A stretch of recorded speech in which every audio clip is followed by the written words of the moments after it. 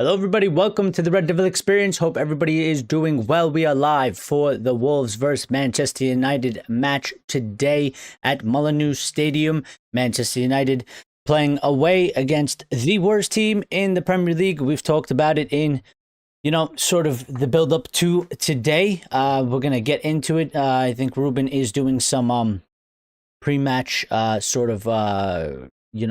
and stuff like that. We do have the lineup up on oh, my bad. I got to get the lineup up here. We do have the lineup. The lineup is here. So there you go. And let me fix that and make that a little bit bigger so everybody can see. And it's much better. So we got the lineup here. Lineup. Not surprised by the lineup at all. I think no matter what lineup Ruben puts out, I think there's no way he'll ever make anybody fully happy with it. But some people criticizing the dropping of Joshua Zirkzee. Aiden Heaven in there again. He's gone with the same back line that played against West Ham last week. And yeah, and no Mainoo, no Kobe Mainoo again. Delo back out there over Dorgu once again. And then front three of Mbeumo, Mount, and Cunha. Now, Ligt, obviously, he was injured and he didn't make it for last match. He has not made it again for this match, so he is not even on the bench as of right now. Not as of right now, but for today, he's not on the bench. He's not part of the squad. So Euro is there. Let me get to the substitutes and I'll tell you who it is. But while I'm doing that, please make sure you smash the like button. Get that done, people. It does help the channel grow and it gets more Reds to see this. So get that done for us. And if you enjoy the content, subscribe, join the family, join the community, and make sure you hit the notification bell icon so you get all the noties that when we go live so you don't miss the show. But let me just pull up where the hell is the okay. So the bench is Bayende Malacia, Lisandro Martinez, Lenny Yoro, Patrick Dorgu, Kobe Mainoo, Manuel Ugarte, Shea Lacey, and Joshua Zirkzee obviously having been dropped. We did have a little bit of speculation last time because supposedly Ligt and Mount were the two players that Ruben sort of alluded to that that they may potentially not be able to be part of the match that was at West Ham, although we did get some sort of an update after that match saying that it was not Mason Mount, but they did not clarify who was the other player. But yeah, I kind of came up with sort of, the thought. I was like, well, it would have been interesting because I kind of took it as it was Mason Mount, and I was like, it would have been interesting to see if he would have played Zirkzee, because we all know by now, especially you should know if you're paying attention at least, Ruben quite clearly rates and loves Mbeumo, Cunha, and Mount the most out of sort of the front three. I think he has hopes for Sesko, but Sesko is not available and Sesko is injured. So, I'm not surprised by this. Is it the right call? Many people felt like Zirkzee actually did some good things, especially in the last match, and they don't feel like he should be getting dropped. But I'm not surprised by this at all because, I mean, he rates Mbeumo highly and he rates Cunha highly, and we know he loves Mount because last season he literally never stopped talking about Mason Mount, and he wants to use Mason Mount when he can use Mason Mount, but we have to be careful with Mason. So I'm not surprised that he's dropped Joshua Zirkzee at all. And, he's done this before. So, I mean, we started the first sort of 3 Premier League matches of the season with this front three. So it's not a surprise. I think anybody that's sort of shocked, I don't understand how you can possibly be shocked. I'm not shocked at all. And not by this, not at all. Now, maybe the one that could be a little bit of a surprise is Heaven sort of staying in there in ahead of Lenny Yoro, because Lenny Yoro is fit and he is available and he's on the bench. He has been struggling. Seems like he's been dropped. Well, I don't think you should say it seems like he's been dropped because this is the second match in a row that he's not starting and he was starting, and there's no Ligt.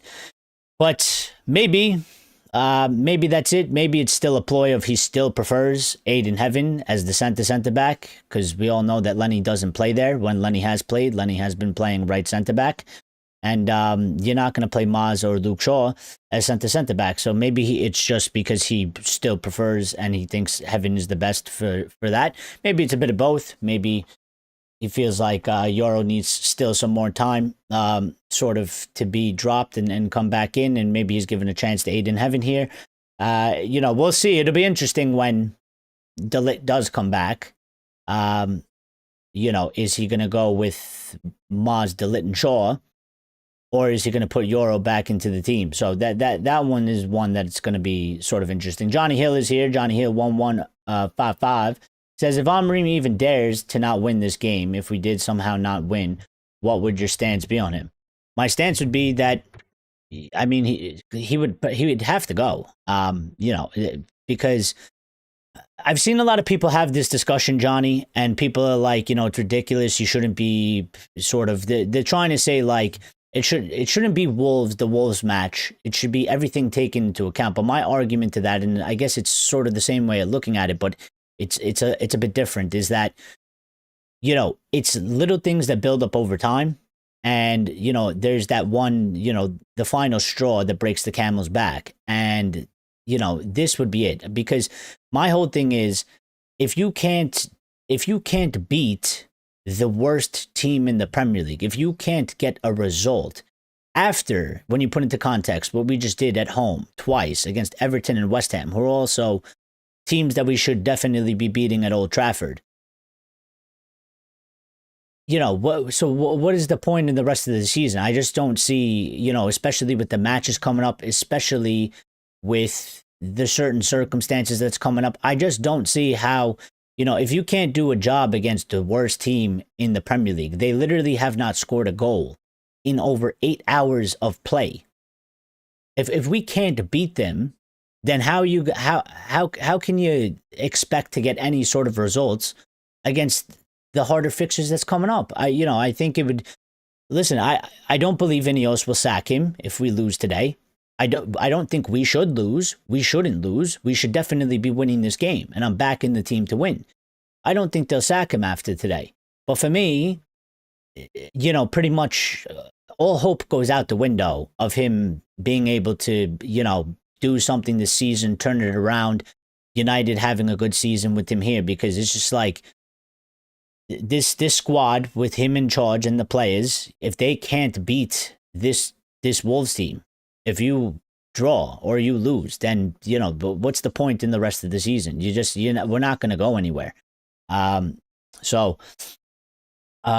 says, I think Heaven's only starting now because Amorim is being called out for not using the U. So now he's doing I'm using one gimmick. He might be, but, I mean, I guess we'll see, because to me, it just makes more sense that, Maz isn't, De Ligt isn't available, because that's De Ligt's position. And also, Maguire's also not available. So I do think that, Lenny's been struggling.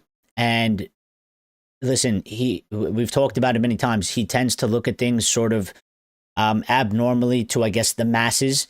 And for whatever reason, I kind of feel like, whatever his specific reasons are, he kind of looks at it, and he just prefers Aiden Heaven to play in the central of the back three than he would Lenny Yoro. I think that's it, because I think once the players come back, like once Maguire comes back, once Maguire comes back, once De Ligt is back, I don't think you're going to see Aiden Heaven starting. So I would actually say, Johnny, I don't think he really gives a shit.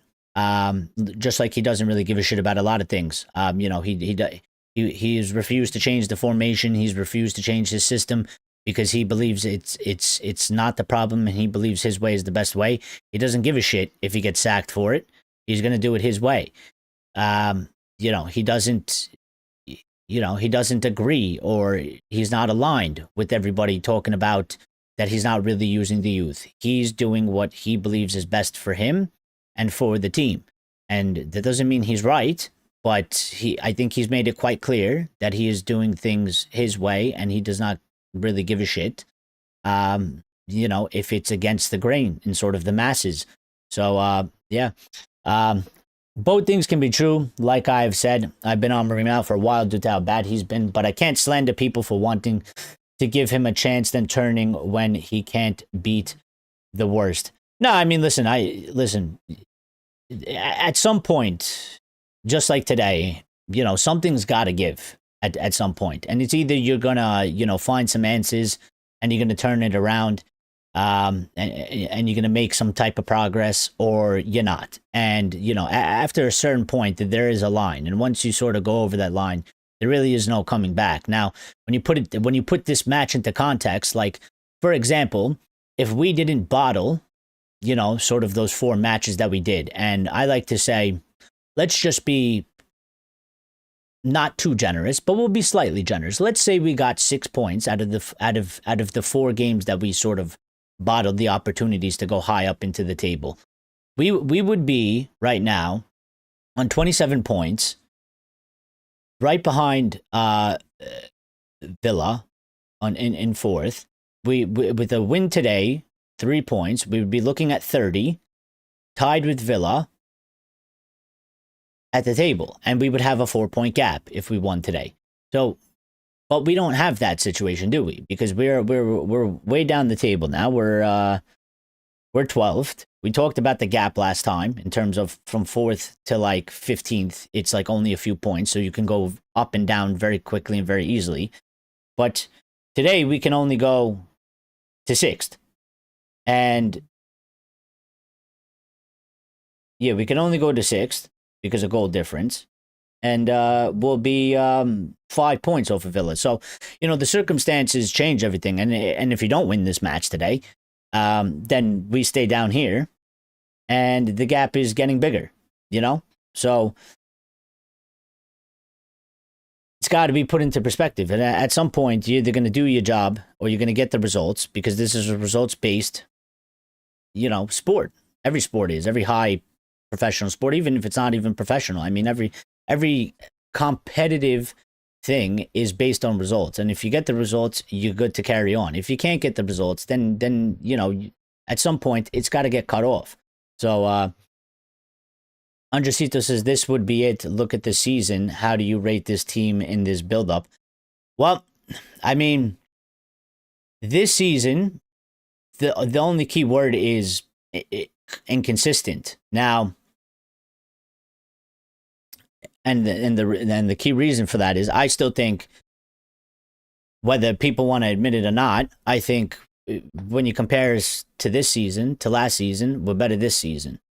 Does that mean we're, amazing? No. But I think for sure this season we're better than last season, because last season was just absolutely horrible and utterly disgraceful and a disaster.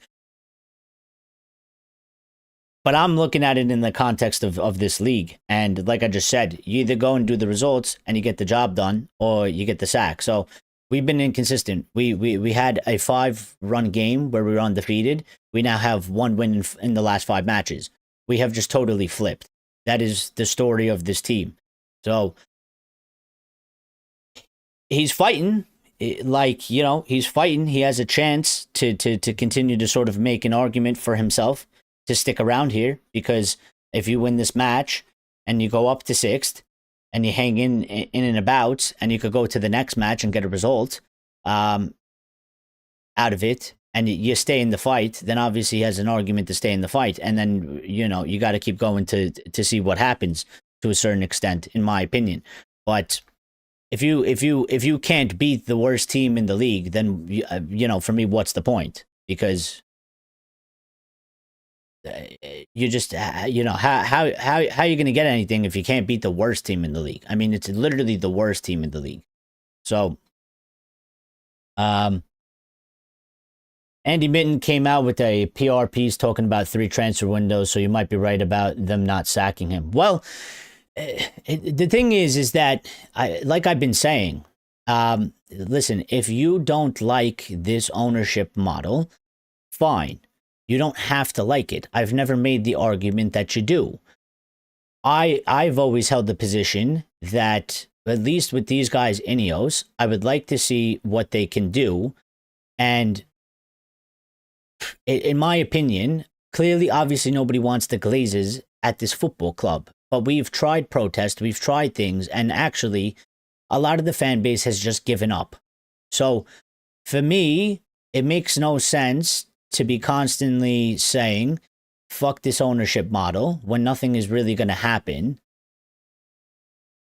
And I just, let's just see what happens. Because the way I look at it is, unless the fans as a whole are making an actual movement to make a change for the ownership, and there's like real things going on, I think it's quite pointless to just say, oh, but the 3 to 4 seasons is ridiculous. 3 to 4 seasons is the reality of this football club, because this is what Ineos has said from day one.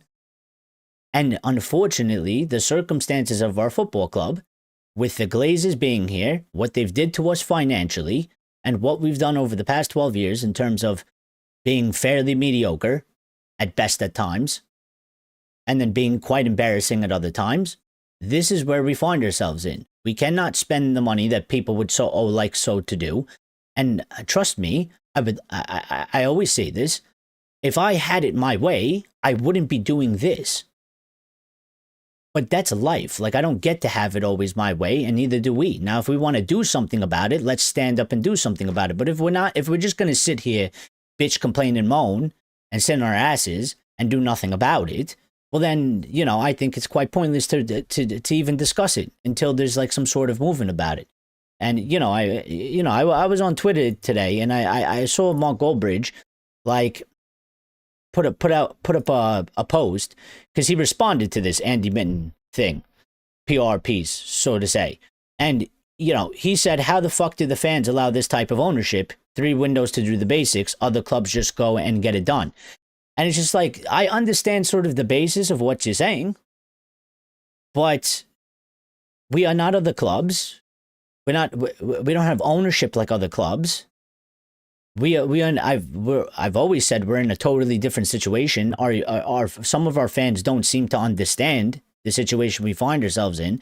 And then I kind of threw it back to him, and I was like, well, not for nothing, but I was like, you have 2 million subscribers, and you get millions and millions of views and reach, probably hundreds of millions of views. Why don't you actually try and do something about it? Why don't you actually try to start a movement with the platform you have, instead of going on Twitter to bitch and moan about it and saying, how the fuck do the fans allow this type of ownership? I think it's quite clear. Nobody wants to have this discussion. Nobody wants to talk about it, and nobody wants to try to work together. So, in my opinion, I think it's all pretty much pointless, if that's the case. But, yeah. Grace says this manager has to go, or Mano, Euro, and Xerxes will go. I don't think Euro will go. Listen, I'm not here. If people want to have concerns, you can have concerns, but I'm not going down the path of being completely hyperbolic in one sense.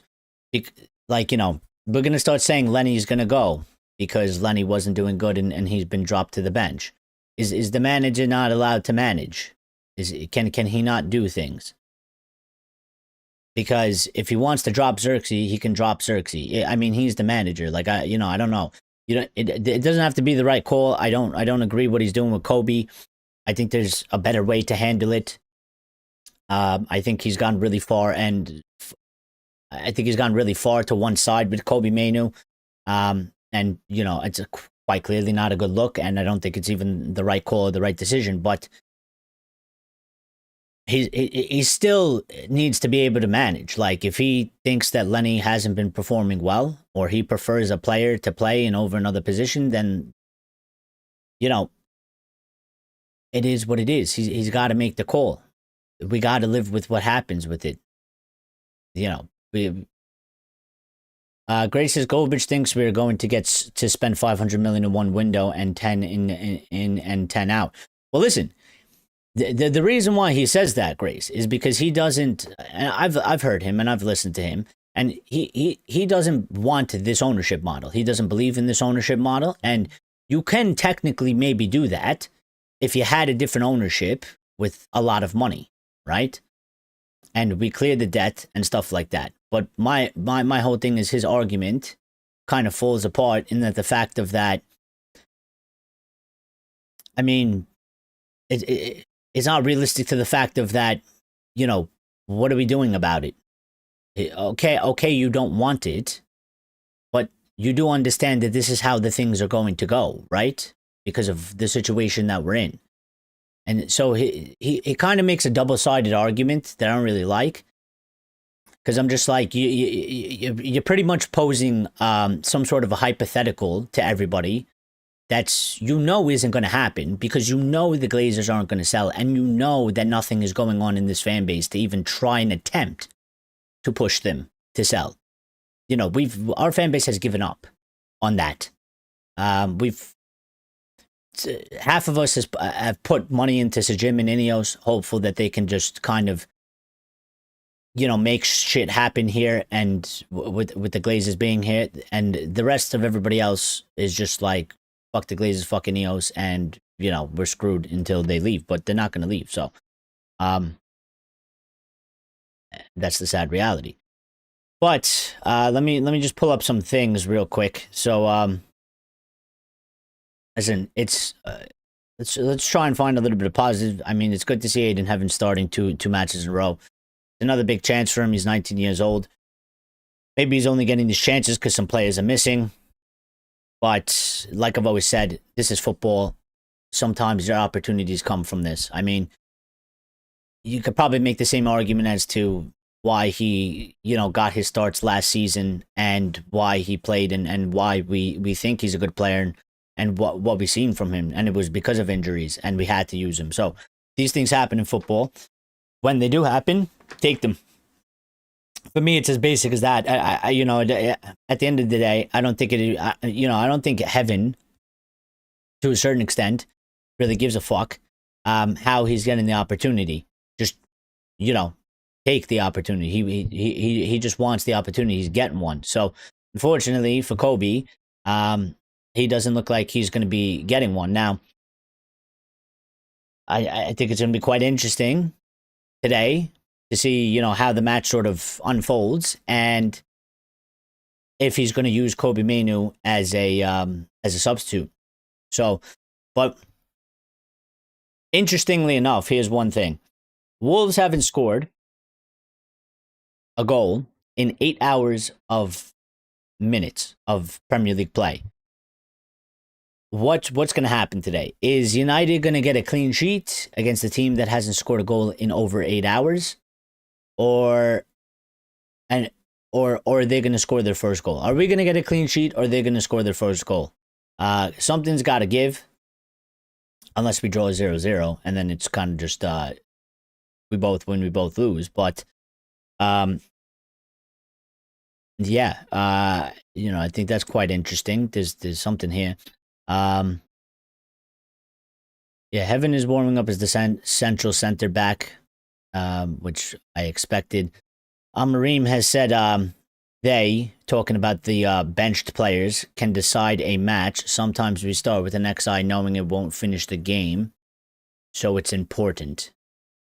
Interesting.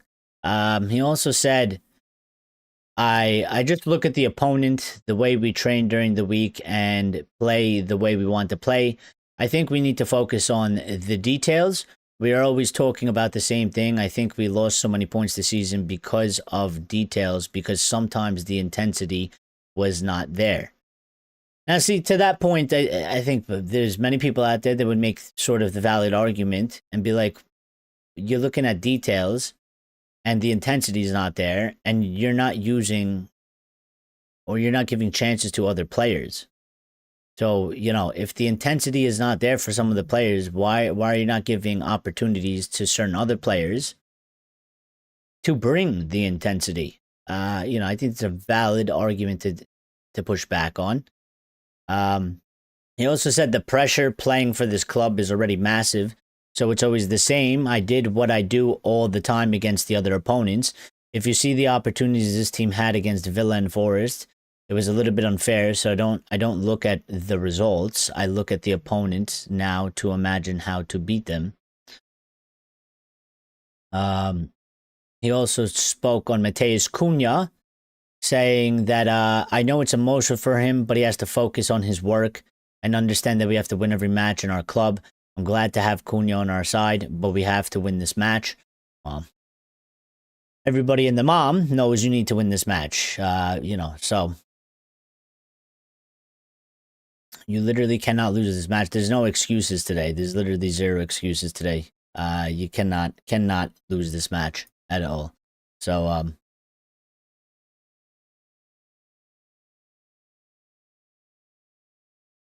what else has he said? Has he said anything else that I did not cover? He said, we have to prove every week that we deserve to win. Today is no different. I haven't shown the results of this team Wolves. I haven't shown the results of this team Wolves, but their performances, their chances they've had, and they've had more than many teams in the Premier League in the last matches. So, and a bit of cautiousness there, saying just because they haven't scored, they are creating chances, and at some point it will come. I will say, I don't know, I don't really like the, I think his mentality has sort of dipped as well, to be quite honest. At one point, he really wasn't speaking like this. I kind of feel like he's speaking in a manner where he's almost speaking into an existence of that, like, kind of don't be surprised if they score a goal because he believes that they're going to score a goal, because he doesn't think our team is very good and we're not doing a good job. He wasn't always speaking like this, but I think his confidence and I think his mentality has dropped as well, because he's been saying some things like where he's kind of pre-alluding to, like, even after the presser, after West Ham, when he did the presser after that match, and then he did the one that was supposed to be for the Wolves match, like, even in that one, he sort of alluded to, he was like, they haven't scored, but, like, don't be surprised if it happens, type of thing. And it's just like, why do you have to sort of kind of speak that into existence? You don't really have to be saying all that. I don't think it sends the best message in terms of, I kind of feel like you might be putting that into the players' heads a bit, when it's like, no, you should just be talking about us and, like, us going to do our job, and, like, don't worry about, like, them fucking, scoring their first goal or something, like,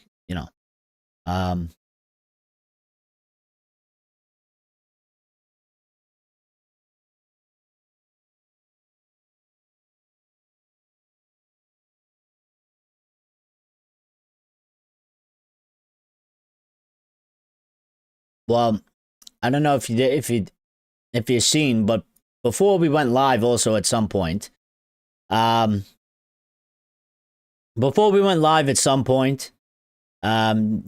Paul Scholes and Nicky Butt. They were on a podcast together, and they were speaking, and they were talking about Kobe Mainu. And if I could find where it is, I will tell you exactly what it is. We're going to kick off in about 5 minutes here, so get ready for that and be prepared. So Paul Scholes was saying on Kobe, if he rang me today and he said, look, I think Chelsea are in for me, what do you think? And he said, fucking all day, which means that he would tell Kobe to go to Chelsea all day.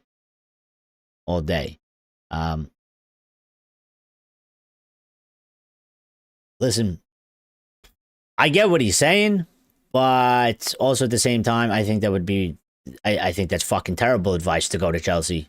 I mean, Chelsea would not be the best destination for him. So I think he's quite clearly saying it out of anger in terms of using that as an example.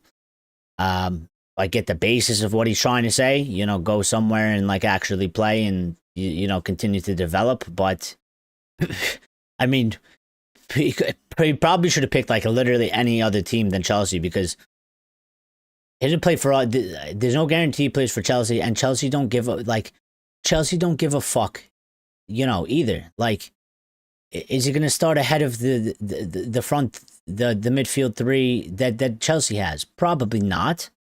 Probably not. Maybe he does, but I think there's a good possibility he doesn't. And then also, Chelsea don't give a fuck. Like, they will buy you and sell you in a year or two, and they will replace you with another 10, 19-year-olds, 18-year-olds. So specifically the Chelsea, I think that's really bad advice from Paul Scholes in that aspect. But I get what he means by, like, if somebody else rings you up to leave to actually go play because he believes that he should be starting and he is a starter. So and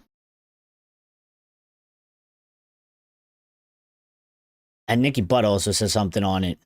Something to this. Nicky Butt said, for his football career, he has to leave Manchester United. He's lost 18 months of development.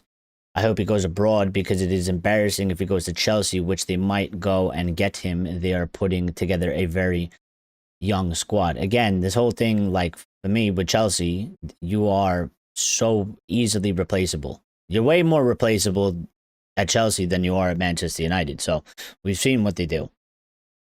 They've signed 47 wingers. Your spot is not guaranteed. You're not guaranteed ever to be there.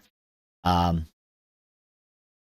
I mean, I don't know if I agree with the 18 months of development. I kind of feel like that's quite long. 18 months. I mean, he was injured at one point, so how the fuck is that on Ruben?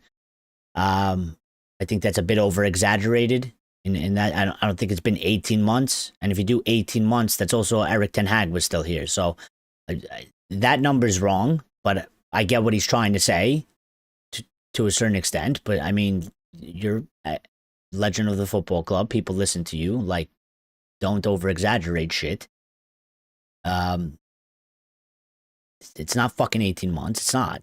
It's not 18 months. He's only just been here for a year. So 18 months, blame it,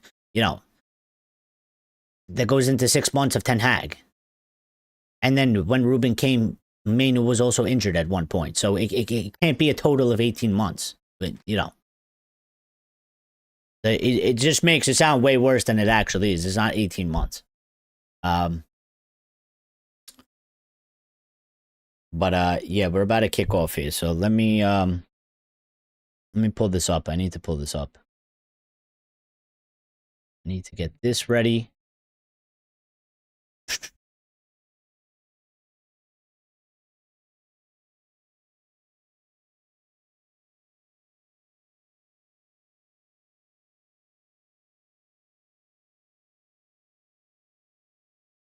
Getting ready. Grace says agree. Grace, Ruben, go. Keep playing the same players, and you get the same old, same old. Well, that's fine. I mean, listen, if he gets the same old, then he'll lose his job. I mean, I don't really, I don't really see anything to really get up in arms. Like, if you want him to get sacked, just let him keep doing the same thing, and he'll get sacked. Like, if it clearly doesn't work, and you have a problem with it, let him keep doing the same thing, and he'll eventually get fired for it, because obviously it doesn't work, right? So just let him keep doing it. Who gives a shit? It's his choice. It's his life. And he'll lose his job. We kicked off, by the way, and now I completely forgot to start the timer. So, but we're off. And they want us to believe building team with youths, but we keep playing the old shit players. Well, I think it's really just about if you want to wait to see them come through, or you think that they should be coming through now. I think that's a big. I think there's a big discrepancy there. But if you don't agree on having to wait to see them, then you don't agree on having to wait to see them. But we are off. We are playing, and about a minute or so in. I need to pull up the live chat so I could see what the live chat is chatting. If we're chatting.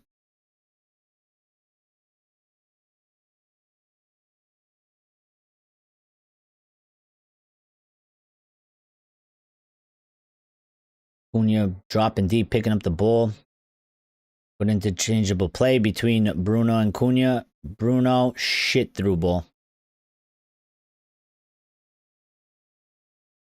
I mean, those are the types of balls that Bruno's got to be putting through. I mean, you're supposed to be the playmaker. You're supposed to be the one with that sort of quality. At least you're supposed to be the best one in the team that has that. And it's just a horrible pass. It wasn't even close to getting through. It wasn't even close. And we need him to fucking do it. But, you know, because whether you like him or not, he's on the pitch right now. And we need him to do that. So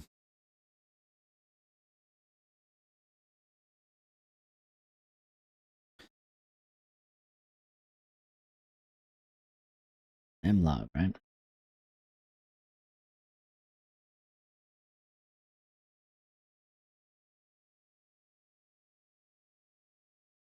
Wolves in all half with the ball.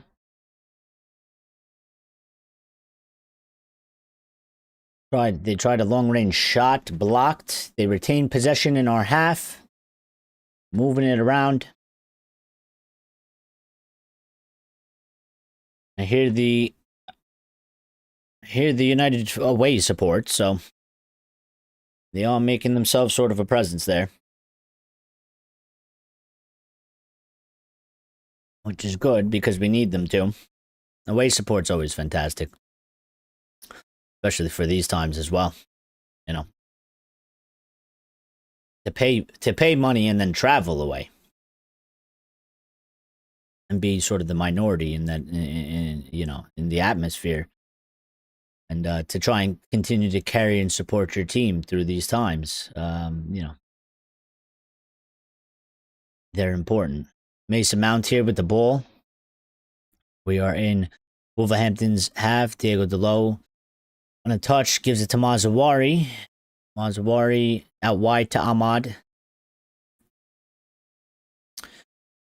Bruno to Maz. Back to Ahmad. Ahmad on it again, cutting inside.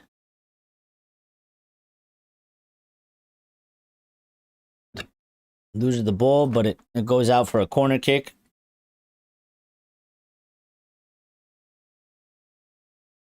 I don't know. I feel like sometimes some of our, like, the passes we go to make, the plays we go to make on the pitch, it's like they're half-assed. Like, they don't believe in them. I don't really get it. Like that pass that Ahmad went to go there, like, it was like, it looks like he kicked it for the sake of kicking it when he knew it wasn't going to go through and it wasn't going to work, but he just did it so that he could say he did it. Corner comes in towards the goalie. Goalie punches it. Ahmad fighting for 50-50 here. Wolves pick it up. Still fighting it.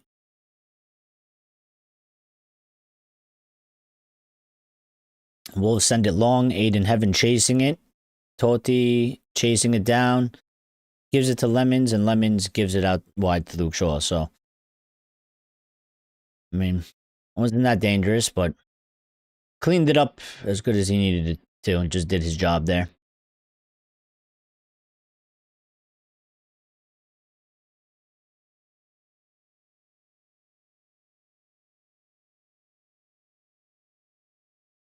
Luke Shaw tries a ball over the top to Bruno, and it goes out for Manchester United throw-in.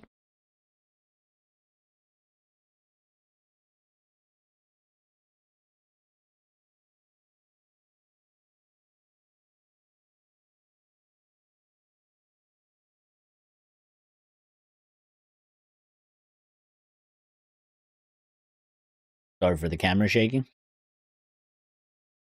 Just moving the mic. Throw into United. In Wolves half. We throw backwards to Aiden Heaven. Heaven gives it to Shaw. Shaw gives it back to Heaven. To Maz. Finds Cunha. Cunha dropping deep and picking up the ball here. And Mbeumo making a run. Couldn't find him. Intercepted by Wolves. Delo potentially fouled there. No call by the referee. It was right in front of him, though, to be fair, so. But we have the ball back in their half once again.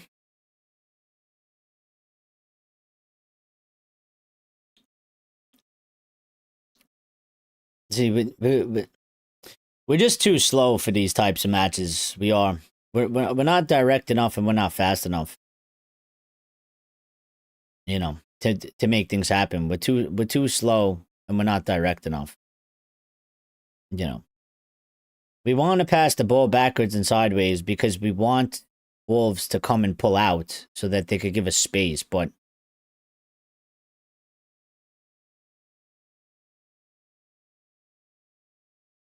I don't really like that. Ball over the top here. Delo in on goal, shoots it. Saved by the keeper.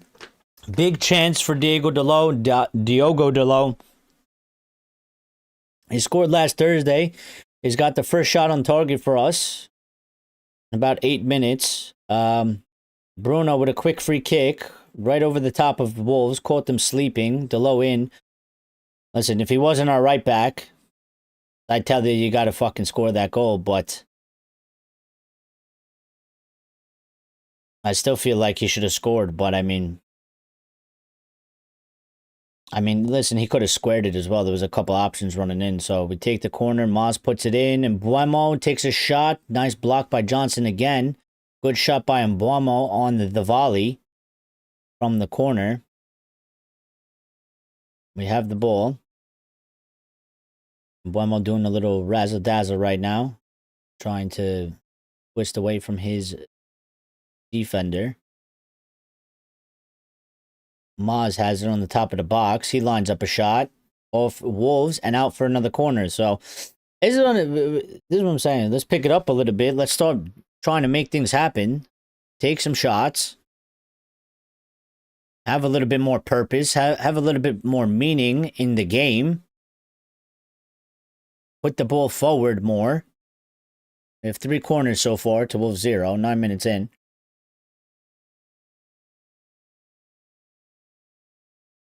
Corner coming in. Ooh, goalkeeper missed it, but nobody was there to get it. And it goes out wide to Diallo. Ahmad takes it, puts it in, headed out. And given away to Wolves. Heavy touch, though, and Maz cleans it up. And Bruno is going to pick it up in their half. Somebody is down. And Mbeumo has the ball on the top of the box. He's looking for Cunha's run. Maz is on the floor. And Mbeumo kicks it out. Maz is down.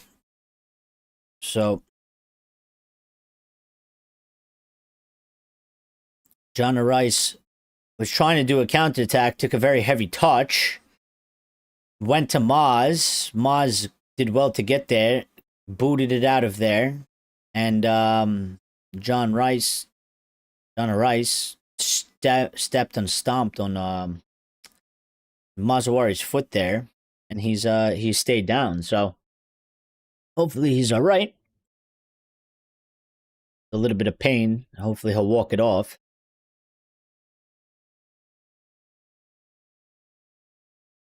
Well, to be fair, that should probably be a yellow. But you can't VAR a yellow though. And it's not a red. It's not a red.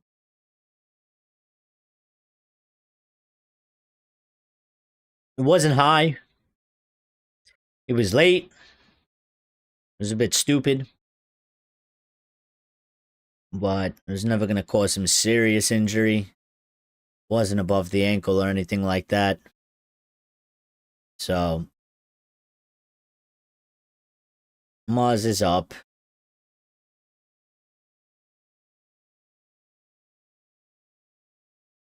He's on the sideline now. He's got to wait to come back in.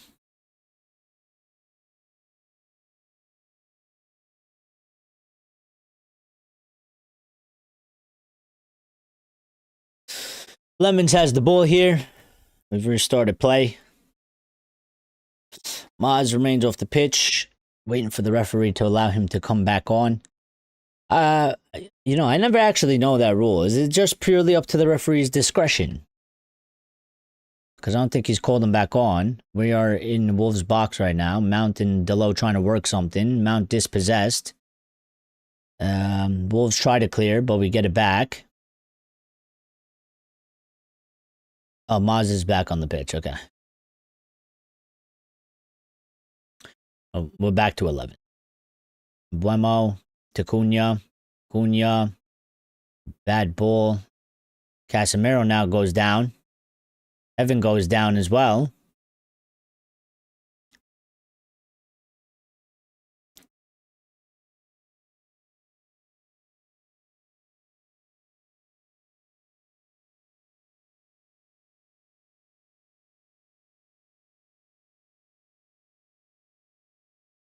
I want to see this. And I don't know if you give a yellow for that. They both feet were high. He did catch him. His Wolves trying to hit us on the counter. Good tackle by Casemiro. Stopping that. Wolves reset.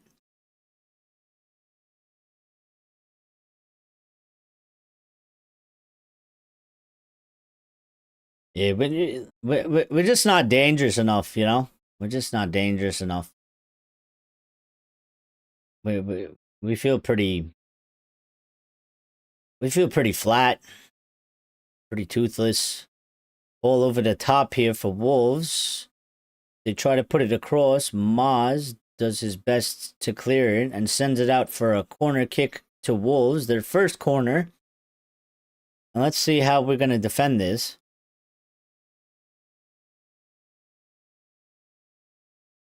I mean, I don't really know why Luke Shaw was pushed up so much. Delo was in that space to cover. Luke Shaw's man was open, but Heaven was there, but he wasn't on top of the guy.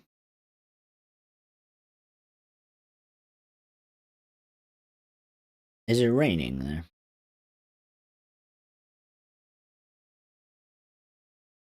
It's hard to see. All right, corner by Wolves. They're about to take it. Let's see. Corner comes in. Casemiro finds it and clears it. Good job to get to that ball first. Back to Johnson. Johnson sends it long. But to absolutely nobody, and it goes out for a throw-in near our box. I don't know. What do you guys make of the first sort of 15 minutes? Again, for me, it's not enough, too slow. We should be more direct. We should be more attacking in terms of... We should be playing a lot more positive-minded. We're not doing that sort of thing. Again.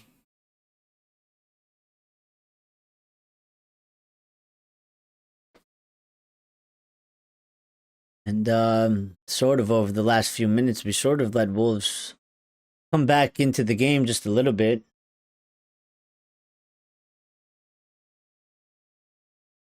They had one or two good opportunities so far. That was the start. You would have liked them to continue on to that, but it seems like we've gone the other way from that now. Miscommunication between Heaven and Lemons.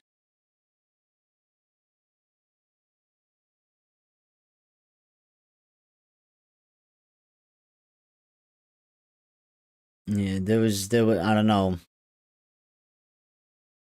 I don't know who wasn't communicating there. Both. But I mean, Lemons had to come for that ball. Heaven left it for him. He never did, and then Heaven had to deal with it. Could have been a messy one. Or could have been messier. Wolves on the ball again. They're trying to hit us over the top. Ahmad defending. Heads it to Lemons. I think he kept that in. And I think he did a good job to keep that in. So, good defending by Ahmad.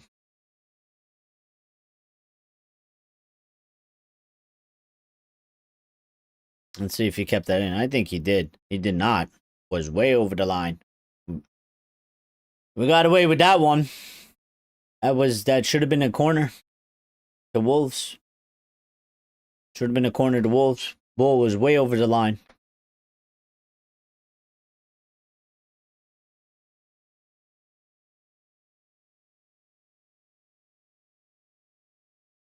Pretty dull game right now, not gonna lie.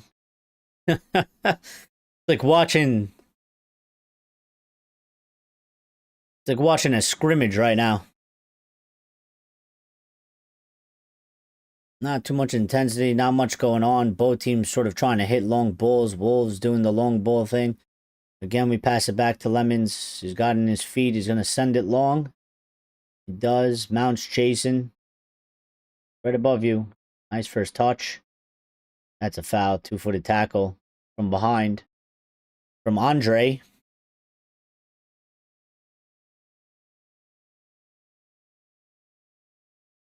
We restarted here. Cunha has the ball. He's driving forward towards the box. Gives it to Ahmad. Ahmad's going to have to take on 2 players. Puts it in. Mount picks it up. Takes a shot. Blocked. Cunha takes a shot. Blocked. And it goes for a throw-in. Well, this is sort of the same problem that we had playing against West Ham. You know? Wolves are defending quite compact in a shape.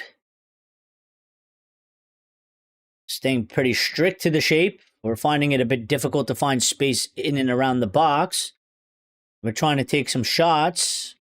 And there's not space or angles for the shots. And they're getting blocked. Shaw whips it in. Heaven with a header. And it goes wide for a goal kick. About 19 minutes in here. And it's been sort of the same old story so far. Not good enough. Not good enough.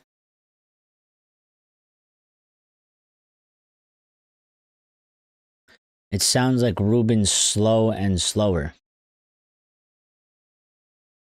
Well, yeah, it's like watching the same fucking 2 teams right now. But here comes Wolves driving. Heaven, good defense, and we pick it up. And we're going to look to go forward here. Ahmad driving.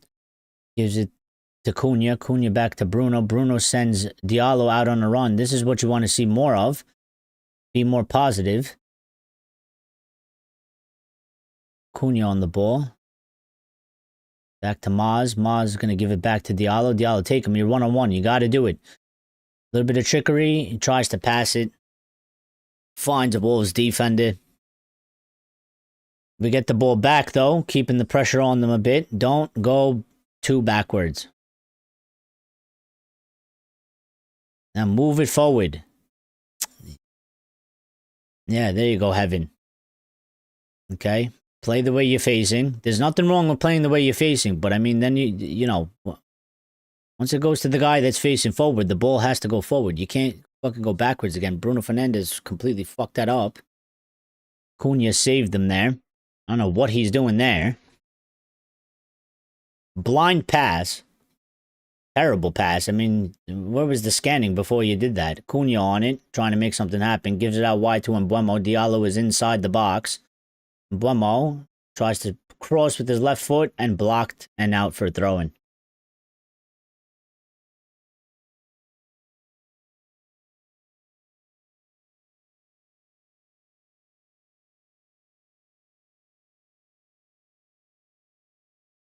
Ahmad's going to take the throw-in. No long throw from Delo.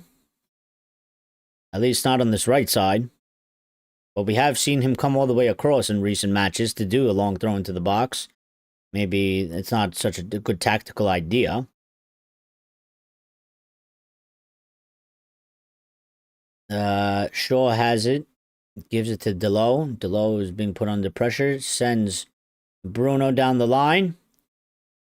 Bruno centers the ball to Cunha. Cunha takes a touch. He's in the box. He's looking to do something with it. I think he did well to stay on his feet there, but he did lose the ball. And Wolves try to send it long and send it out for a throw. I mean, Wolves are fucking terrible, yeah? Like, not that we're that much better, but I mean, there's like nothing about them at all.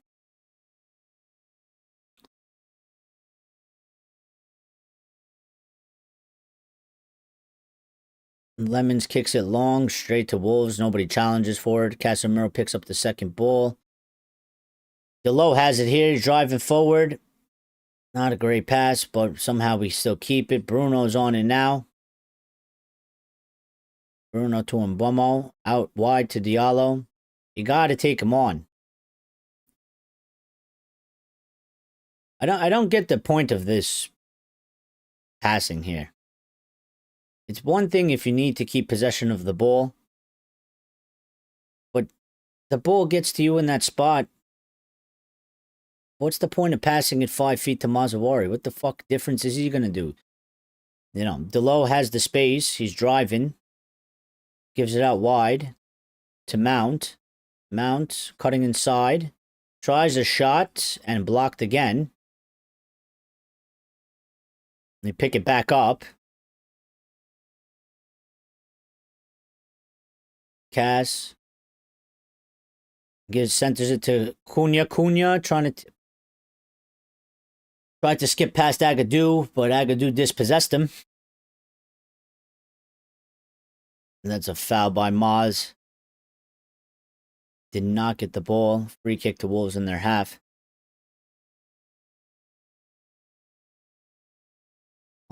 This has always been one of the problems. I mean, it was the focus in the summer. It was the focus at the end of last season. We always talked about it. I said it for days and days and days. If we could score more goals, we'd be all right.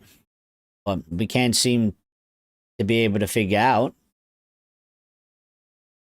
Not even at this moment. We can't even figure out how to put the ball on get shots on target. I mean, they're getting blocked. We don't seem to be very creative at times. Wolves have the ball in our half here.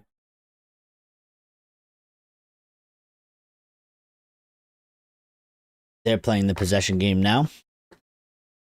We're chasing.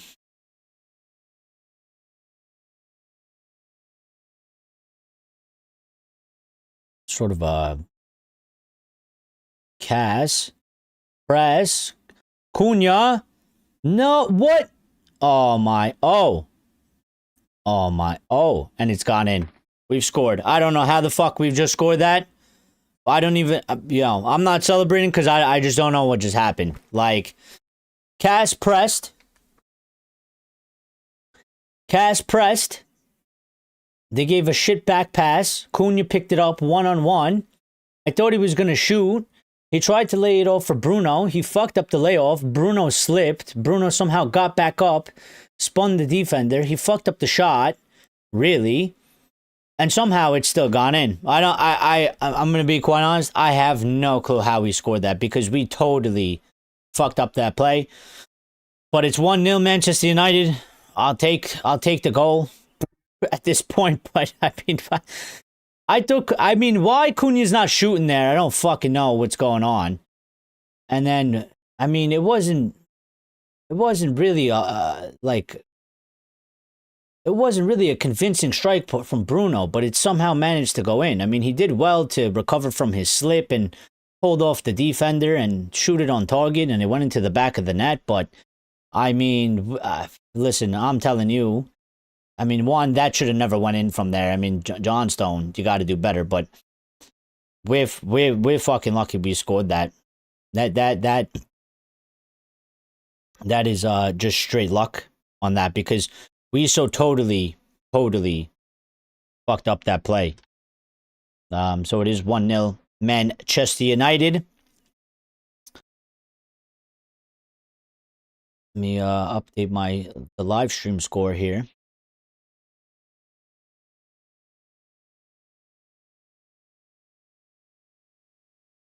Whoa.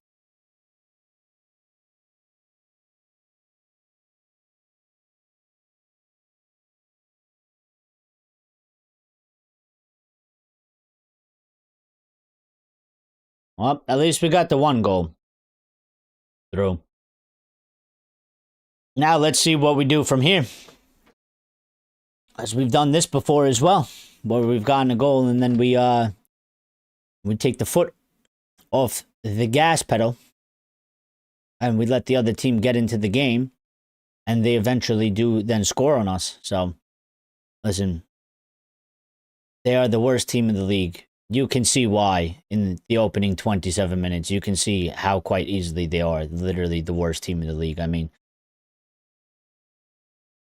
there's no way that they don't get relegated. They are awful all over the pitch. And we're not even that great. You know, I'm not saying like we're doing amazing for that fact, but I mean, they're just really, I'm saying they're awful because we're not even doing that good. And they're still awful. Here's Shaw. Lays it out to Delo. Delo fakes the cross. Gives it back to Bruno, but he misses Bruno. And Cass picks it up here. Cass gives it to Bruno. Bruno to Mount. And Mount loses the ball. Wolves have it, and they're going to look to counterattack here. Shit pass by them, and Heaven picks it up. And Bruno calming things down here as he tells them to take their time with the ball. Cass got it. Finds Cunha. Cunha, nice one touch. Bruno through to Mbeumo. Mbeumo through on goal. Ooh! Oh, man, we've not scored there. It was a good play. This is what we want to see more from the team. Cass starts it off. Mount one-touch pass to Cunha. Cunha one-touch flick. Bruno one-touch pass to Mbeumo through on goal. And Mbeumo, sort of a heavy touch, didn't get a good angle. Goalkeeper blocked it. Fell to Cunha. Cunha shoots it. Defended off of the line by the Wolves defender. Came back out. And I think Diallo took the last shot. And he shot it wide. So, I mean, could have been 2-0 up there. Probably should have. I mean, that was a good play. It's what we want to see from the team. That play, that sequence that we just did, that's what we should be doing like 95% of the match. One touch, don't think about it, go at them, be direct, be quick. The problem is we're probably not going to see that for another 45 60 minutes of the match. So, Mbeumo's here on the ball. Cunha making a run, tries to find him. Johnston comes out of the net and clears it back into our half.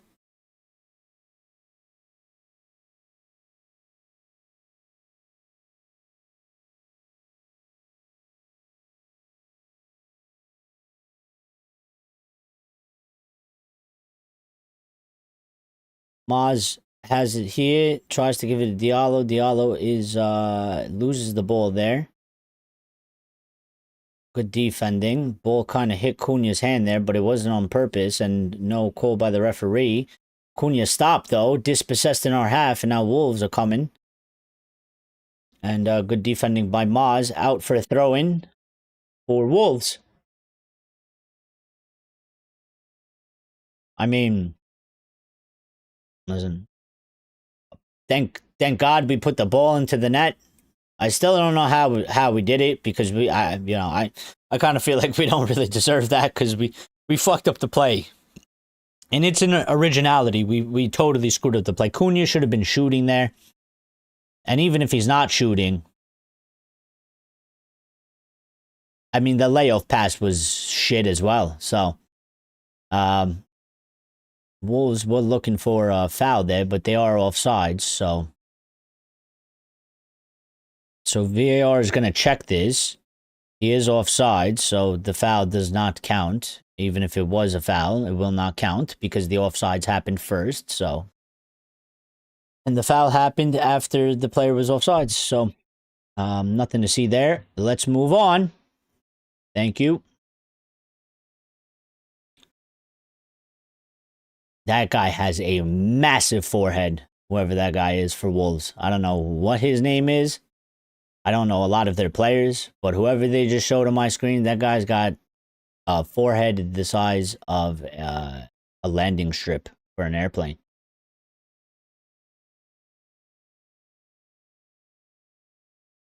I think he's just headed the ball. A lot of ping pong going on right now with the ball. Bouncing around, not really staying on the floor. Bruno drops it down.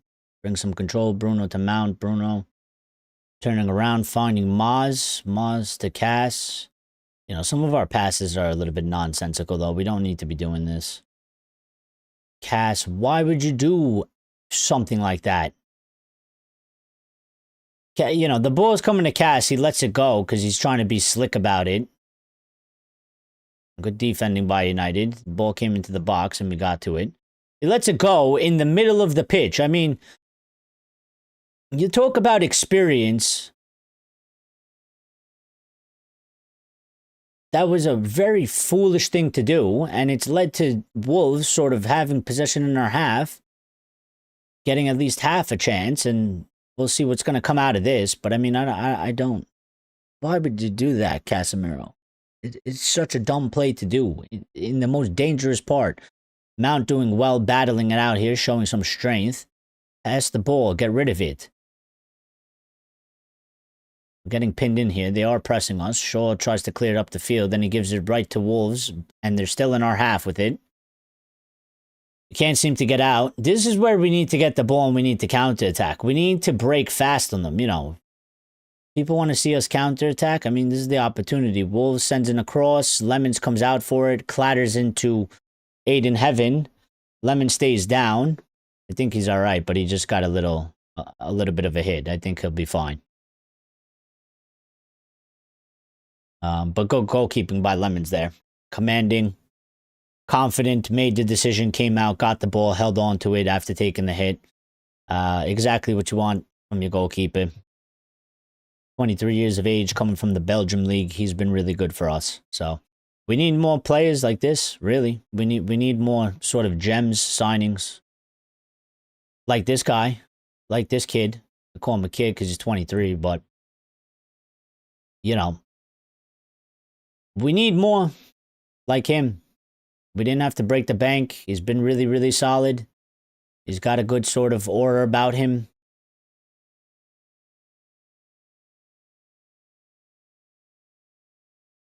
"34 minutes in here.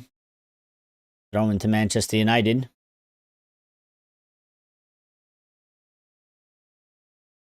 Ahmad throws it in. Cunha gives it back, and Maz has it. Now goes to Heaven and Shaw. Yep, everybody get a touch. Goes in to Mount.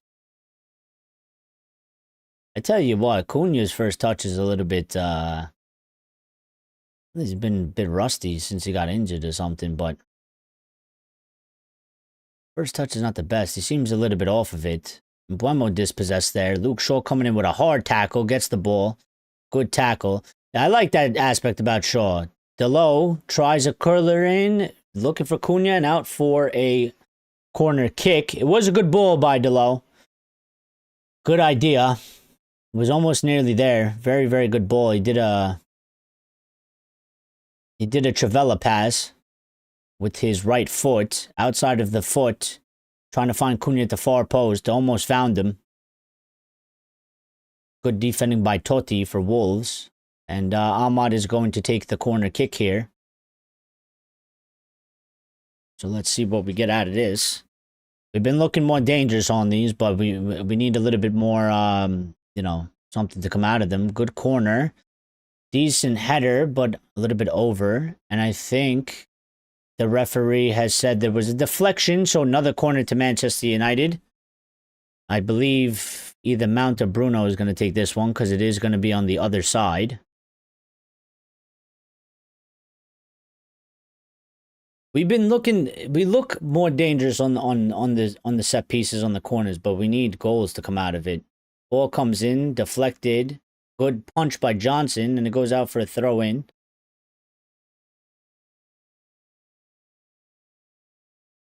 One more throws it in. Diallo, take him on. He shoots it. takes a deflection, could have went anywhere, and it went over the net and out for another corner to Manchester United. Well, we're piling on the pressure here now, but we got to get something out of it. We got to make it count for sure. Decent move by Ahmad. Would like to see him do that a little bit more. Could have been maybe a handball. That might be a handball.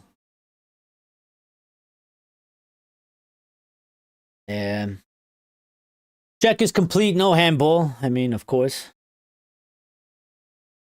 Ahmad puts the corner in, but it wasn't a good one. Headed out. Mbeumo picks it up. You know, they checked that very quickly, and I'm just going to say this. Agenda or not, we've lost the ball here. It's a 1v sort of 3 right now, and Mbeumo comes, takes him out, and does a professional foul.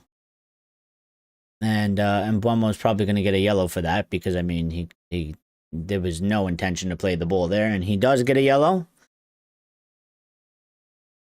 But, yeah, I mean, listen, he lost the ball, and I'll admire the work rate to run back, chase the man down, stop the counterattack. The least you can do if you're going to lose the ball like that. Chase it down. And try and do something about rectifying your mistake. So, Wolves have a free kick. They're closer to the halfway line than they are to our box. Ball comes in. Defended by Maz. Wolves picks it back up. Wolves in our box. Cross to the back post. Man open, but goes right over him. Cunha chasing it down. And it goes out for a Manchester United throw-in.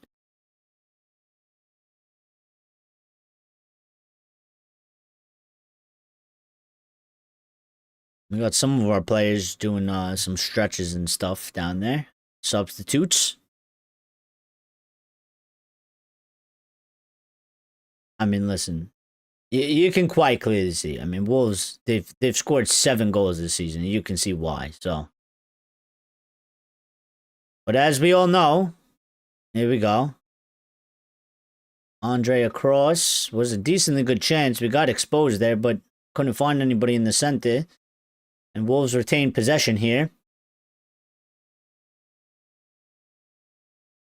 Wolves still with the ball on our edge of the box.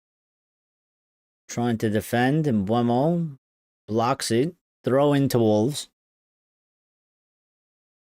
Listen.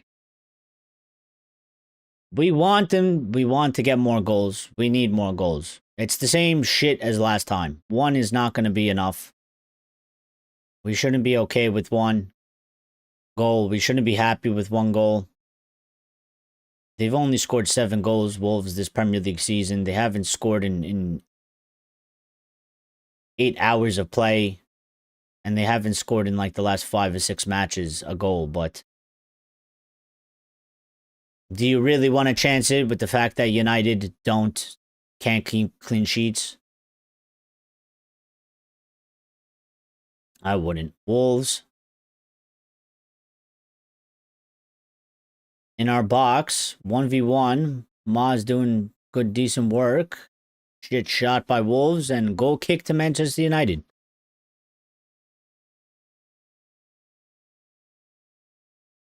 I would like to just see us put this match away. I mean, this is like the perfect match if we can literally just score 2 more goals. It's the perfect match to hit 3, up the goal difference a bit, get fucking Kobe in, put on Shea Lacey, get Lisandro in there for some more minutes, not worry about the game, you know, but we have 14 shots. I'm sure 5 shots on goal. We should probably have a second by now for sure. So maybe we get one more before half. We're not going to get it like that. We've gone down a gear in a certain sense.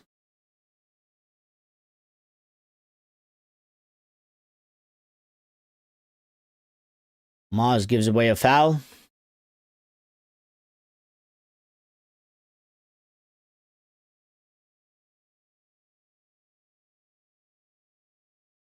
Ah.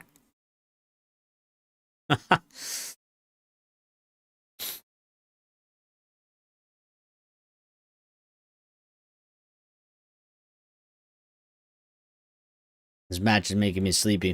I'm gonna be honest.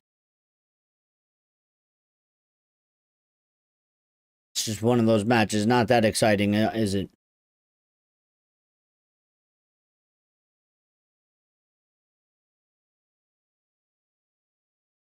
42nd minute here.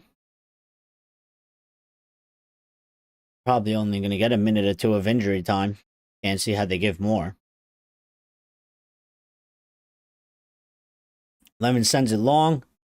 Mount trying to get it. Doesn't get it. Bruno tries to get it. Doesn't get it. And Mbeumo picks it up.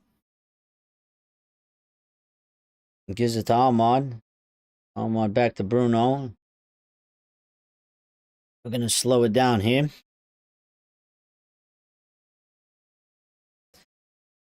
See, I don't really get it, though, because there's certain times in the match where it's just like, we didn't have to slow it down there. We didn't have to go backwards, like.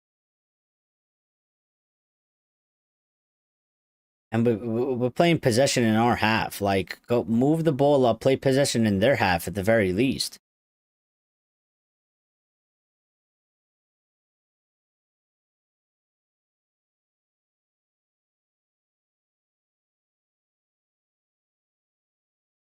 Long by Wolves here. Out for the throw into United.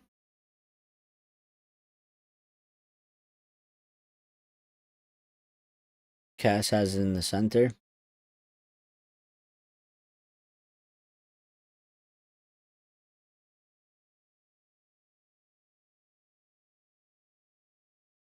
There's a foul there on Heaven. Not by Heaven, but on Heaven. Yellow card for Strand Larsen.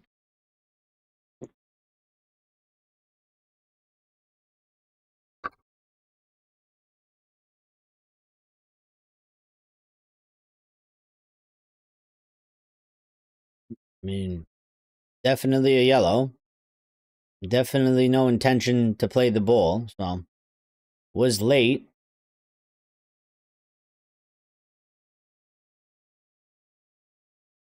Lemon's going long again. That wasn't a great kick. Headed straight to Heaven. Heaven boots it long. Mbeumo fighting for the 50-50 here. And I think he was offsides.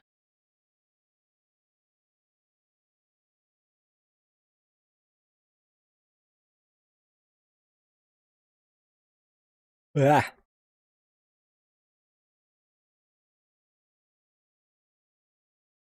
I didn't sleep very well, and this match is quite boring.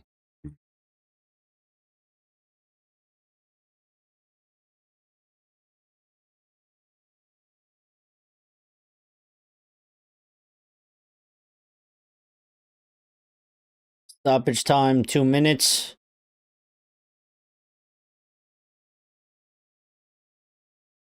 Go forward. Cass, bad pass, gives it straight away in the middle of the center of our own half. Ah, man.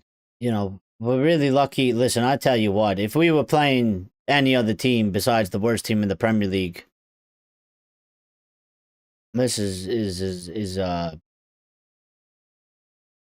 sort of just a really weak performance right now. I mean, if we were playing anybody that was half decent, we'd be in probably real trouble right now. We're giving the ball away too much, especially in our own half. The last like 8 minutes or so, we've done nothing in terms of going forward and creating opportunities and shots on target or just shots in general.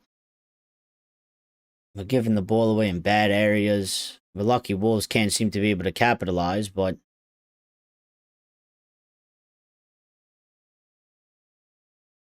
good ball by Wolves. Dangerous. they've scored on us. Well, there you go. There you go. We talked about it. There's their first goal in 8 hours of play, and it comes against Manchester United. And we're going into halftime 1-1 because we don't fucking ever do enough. We don't do enough. We were a bit fortunate to score the goal.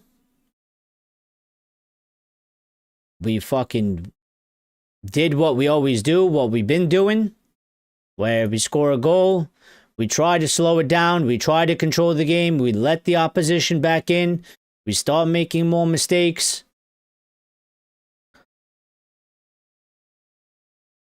And Wolves have scored, and it is now level, and we are going into halftime 1-1. And a draw is a loss. I mean,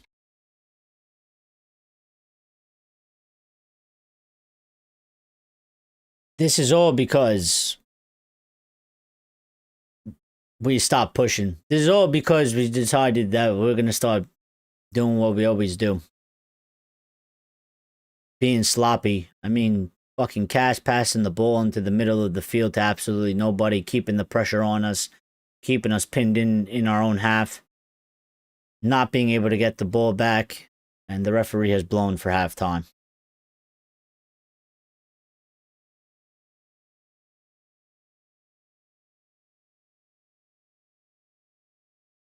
Unbelievable. It's not unbelievable, actually. I mean, I literally said it about 10, 15 minutes ago. I said one's not going to be enough. It hasn't been enough all season. It's never going to be enough. Especially not in the Premier League. And that's why it's not going to be enough. Because we can't keep a clean sheet to save our fucking lives. So, it's plain and simple. This is the issue.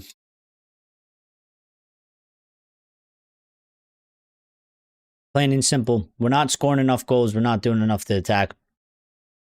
How do you expect to win matches? How do you expect to win games? You can't score goals, you're not going to win, so. I forgot to pause the timer here as well. So, they relaxed again. We conceded to Zax. Yeah. Yeah, I just think that the game plan is not very good. You know, and I don't know if it's the players making this call or this is what Ruben is telling them to try and do, but clearly it doesn't fucking work. I mean, my thing is like, you know, when I'm watching us on the pitch, I'm watching Bruno Fernandes, and he's always telling everybody he's going like this. So he's telling all the players to slow it down, to calm it down. I don't think we should be slowing it down and calming it down, because this is what happens. We calm it down too much. You know, it's like we're a broken fucking thermostat to a certain extent. It's like it's like you can't find the temperature in between. It's either fucking hot or cold. You know, I don't really get it. I don't really get it. I don't. Like, for what reason? Because we scored, now you want to control the game. Like, so you slow it down. But our team, like I said last time, our team doesn't seem to understand the concept of how to do both. They don't know how to control the game while still continuing to be dangerous in attack. They don't have a fucking clue of how to do it. They don't. When we need a goal, when we're looking for the goal, we do decently okay to attack. We make some things happen.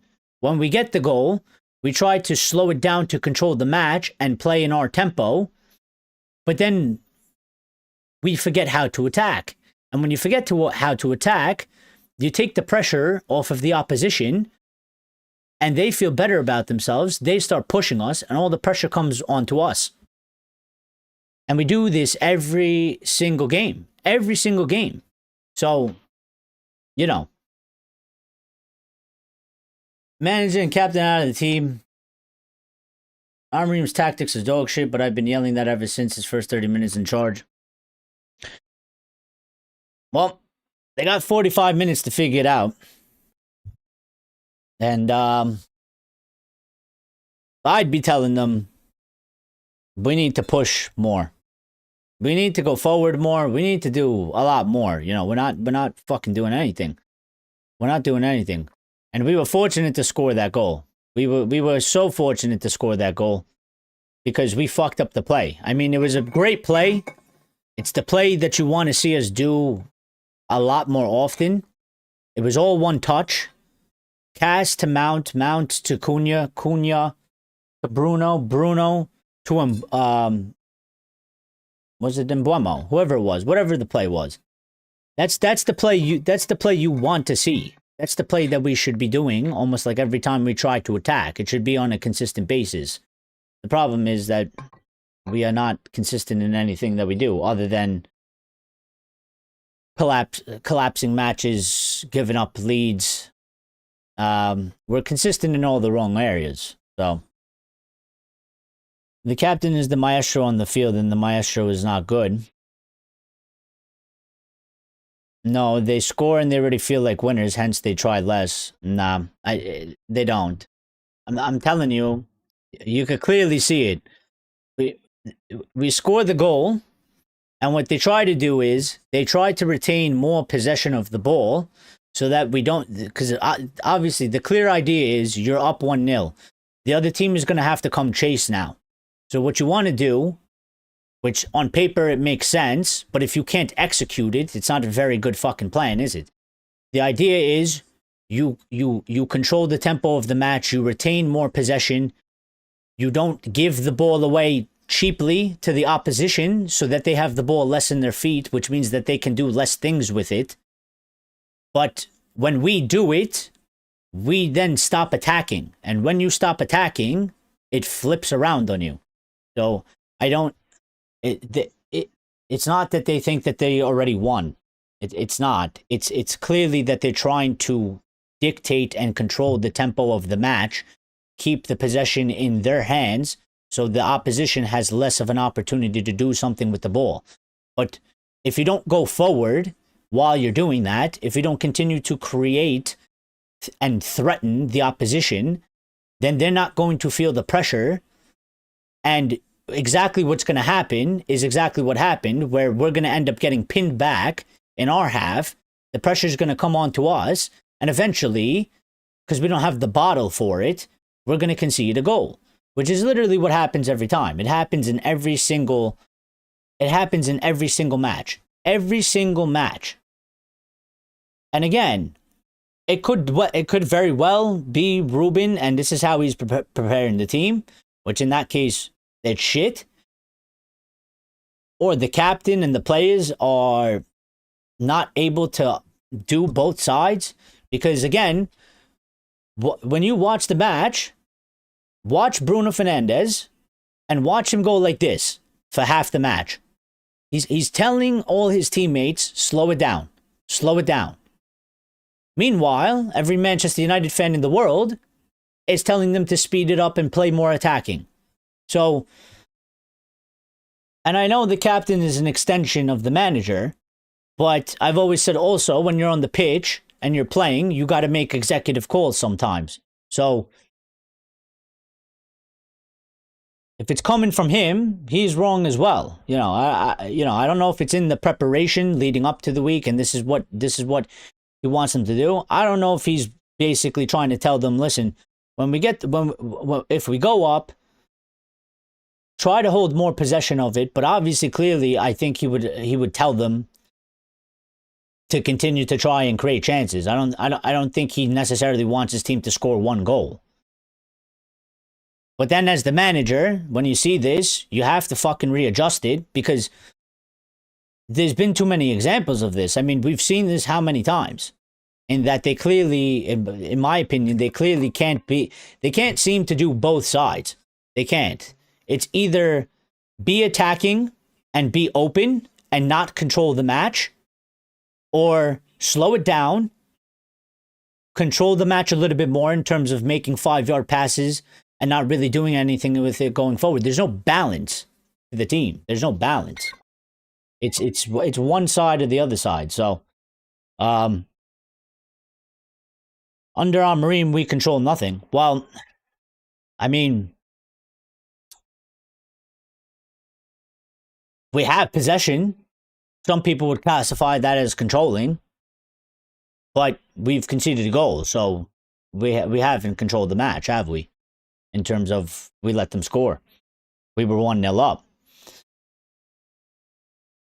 We keep doing the same shit from where it's coming. That's what I wish I know from where it's coming. Give me a second. I'll be right back. I gotta get water.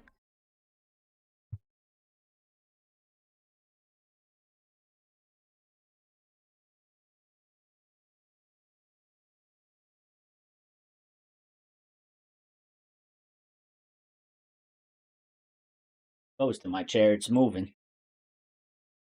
There's a ghost in my chair, it's moving. Changes for the second half. What would you do? We need more. We need more changes for sure. So empty chair. Empty chairs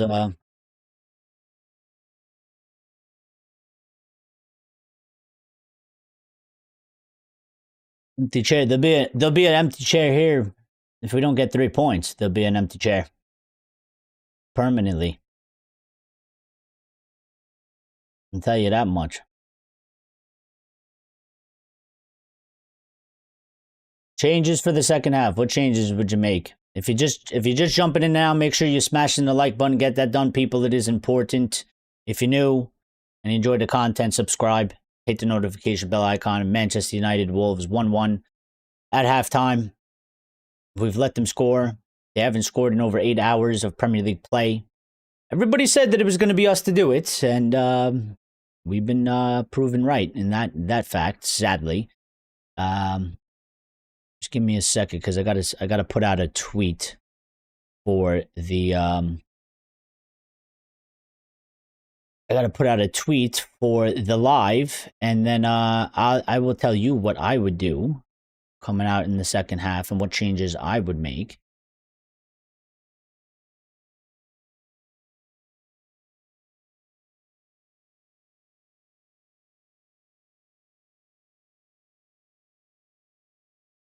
Where is this thing? Maybe to be honest, I don't even know how we let them score from there. Like the fact that we couldn't get the ball out, the fact that we got pinned back in our half, and you know they had the ball. Their crossing and passing wasn't even that good. There was so many opportunities to win the ball back, and somehow we didn't win the ball back. And then they scored a good goal out of it from their end. I mean, it was a good goal. From our end, it's just, it's shit to let that happen. So, I think he's got 45 minutes to save himself here because no excuses. And I found what I needed to find. Now, I put this here. Put this here. X says, look, I will need to leave for the second half. I can't watch the stream and YouTube at once. Maybe I'll be back at the end. I will have to wake up early tomorrow to go to work. Well, fair enough. I mean, appreciate you stopping by anyway. So, understandable. Do you have any parting comments, Axe? You'd make any changes for halftime? Don't say Ruben. Because that's the obvious one. Don't say Ruben. Don't give us the obvious one. Give us changes for the lineup or something. Players coming in. Lawrence says, your expression says it all. Well, I mean, it's been a boring game. We haven't done enough. We scored the goal. I didn't even, like, I celebrated it, but I didn't celebrate it in terms of that. I didn't know what just happened, like how we managed to score, because I thought we completely fucked it up. We did fuck it up. So we were lucky to score. And then, like 5 minutes after that, I said, one's not going to be enough. It's never enough. It hasn't been enough. And we need to go do more. And then we did less, like we usually do. And we let them score, you know, for the first time in 8 hours of Premier League play, in 6 matches. We've let the worst team score at the worst time, right before halftime. We couldn't have held on for 2 more minutes. They were pretty much, I mean, not like we're amazing, but Wolves were pretty much shit and did absolutely nothing. And we let them have too many opportunities right at the end there, and they made us pay for it. Axe says you would take Cunha out, Bueno says a 9, and Bruno up and Maino in. Well, that's fair. That's fair. That's fair. It's fair. I don't think we're gonna do that, but I wouldn't even you know what, I would maybe I would head in that direction too. Second half is about to start, so we will see later, Axe, maybe.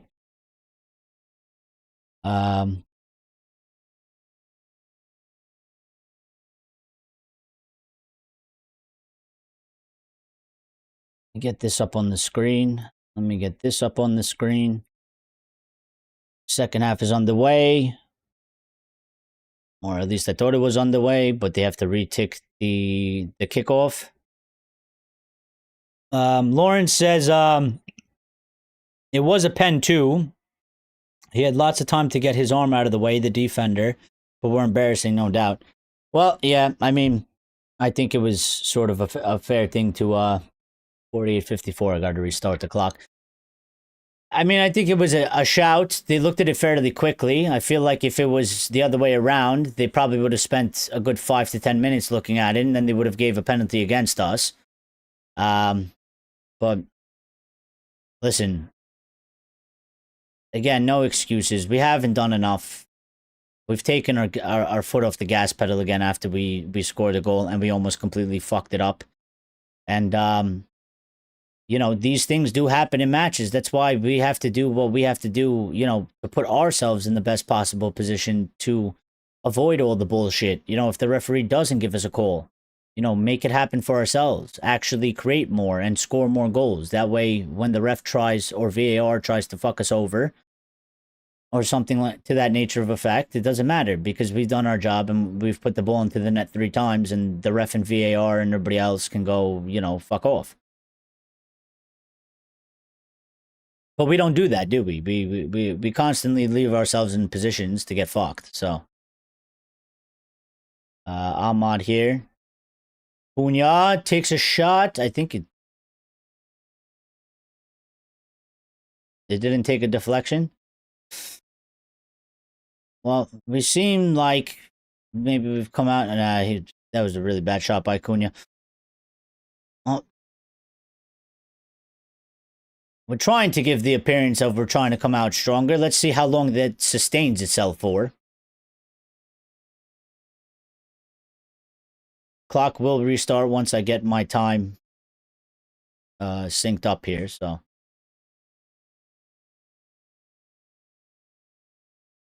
Cunha. Johnson comes for it, makes a mess of it. Cunha open net, and Mbeumo shoots it, blocked. It wasn't really a good shot either by Mbeumo. I mean, there was no goalkeeper. There was a defender in the net. There was 2 along the way as well, and he hit the first man. Cunha takes another shot. Not good shot. Wide. Asks for a corner and gets one. Again, A little bit more intent being shown here to start off the second half, which is what we need and you want to see. But my whole thing is, how long is this going to stay? And how long are we going to keep this up? Because I don't trust these guys to do it more than 5 minutes. And they need to do it for 45. So, corner coming in here. Bruno's going to take it. Bruno whips it in. Goes to the back post. Delo trying to get it. Doesn't get it.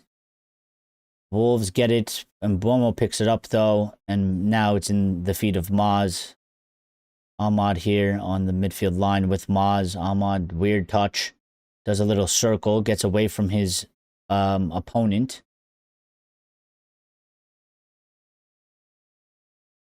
Cass tries to look for Mount. Mount fell. Looked like a half-decent ball. Maybe would have got to it if he didn't fell, but...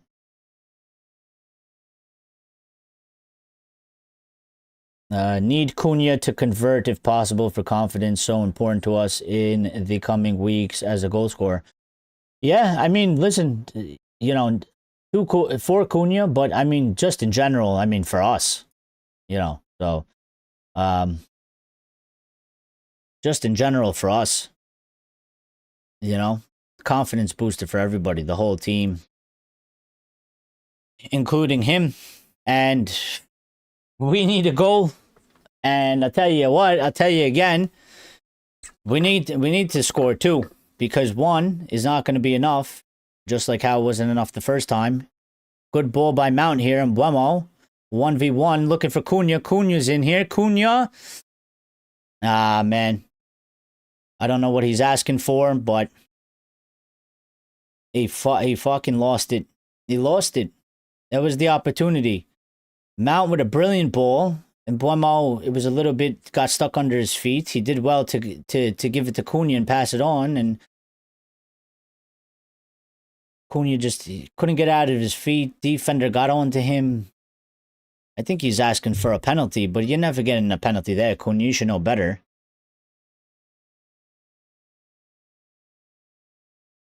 Bruno with a ball over the top. Looked decently good, and Mbeumo didn't get to it.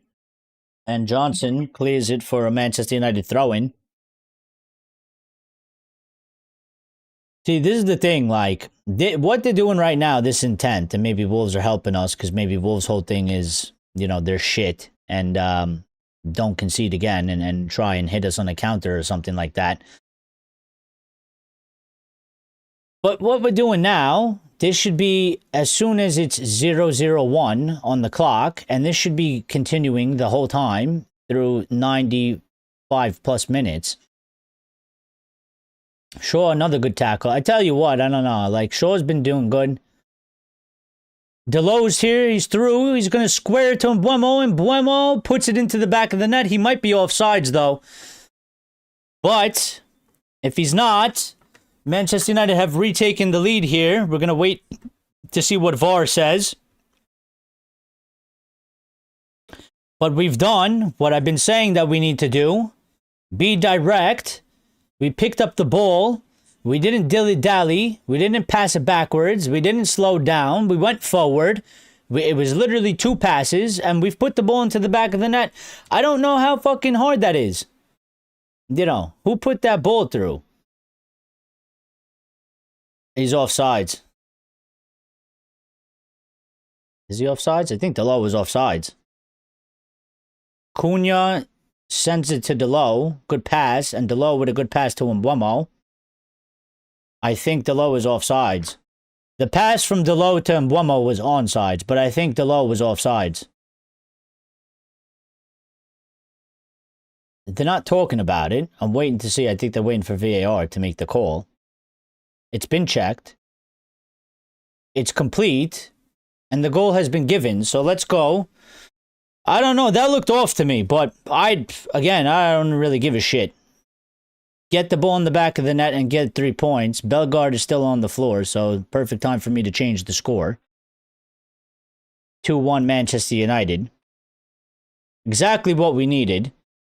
I will give them the credit in terms of that is the exact response that we need. We came out, started the second half strong. We've gotten a goal. We've retaken the lead. Exactly what we needed to do. Now, I will put it on them once again. And what we need to do is keep up this intensity. Let's not slow it down.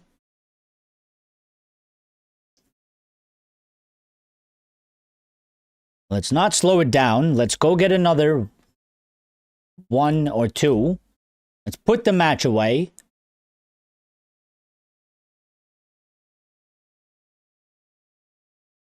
Let's put the match away. Let's get out of here. You know, we don't need to embarrass ourselves at Wolves. You know, some might find it embarrassing that we let them score. But obviously, the ultimate embarrassment is not getting 3 points against these guys. Bellegarde is he is injured. He is not going to be able to continue the game, so he's coming off. Wolves are making a substitution. This is going to play into the added injury time with the goal, the VAR check, and this, and then whatever else happens towards the end for the remainder of the match.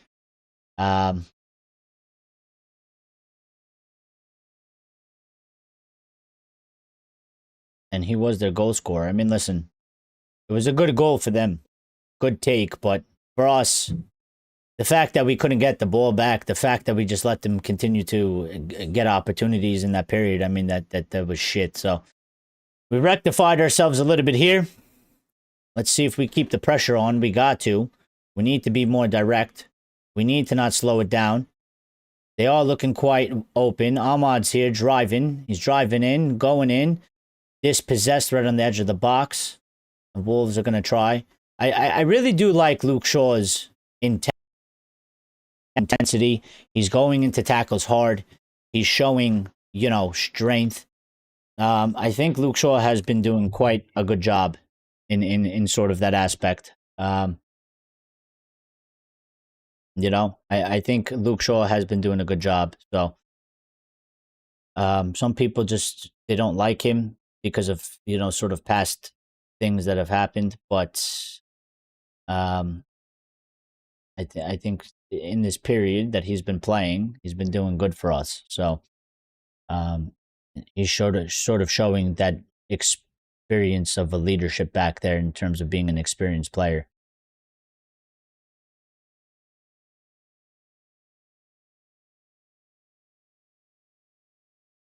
What happened here? Let's have technical difficulties going on.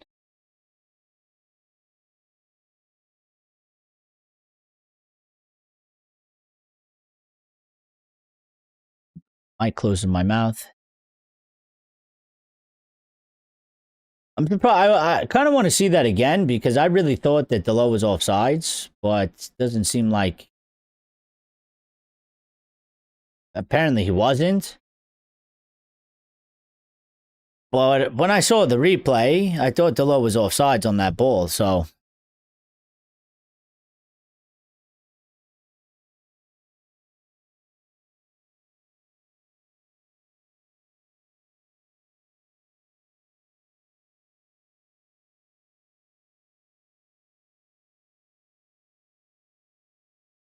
long throw by Wolves. That's a bit dangerous. Andre hits it off a Wolves player. Totti picks it up. Ball is going to come back in here for a cross. Luke Shaw heads it out. Does well there again. Cunha fighting for it. Doesn't win out. And Wolves pick it back up. Well, you know, Wolves are going to try and come for it now. They got nothing to lose. They're already the worst team in the league, and they're down at home. So what do you got to lose? They need a goal. Mosquera squares it. We're looking a bit shaky and Wolves are looking dangerous again. Clear the ball.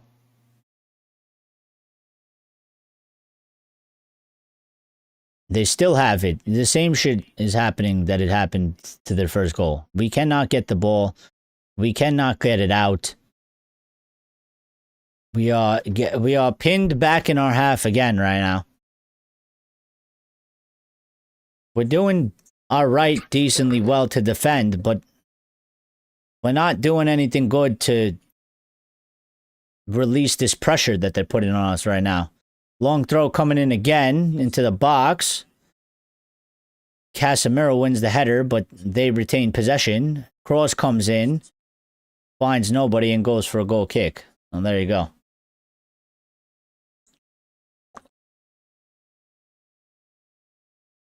I don't know why I do this to myself. I eat something a bit spicy, and then, like, there's just not enough water in the world for me to, like, not be thirsty.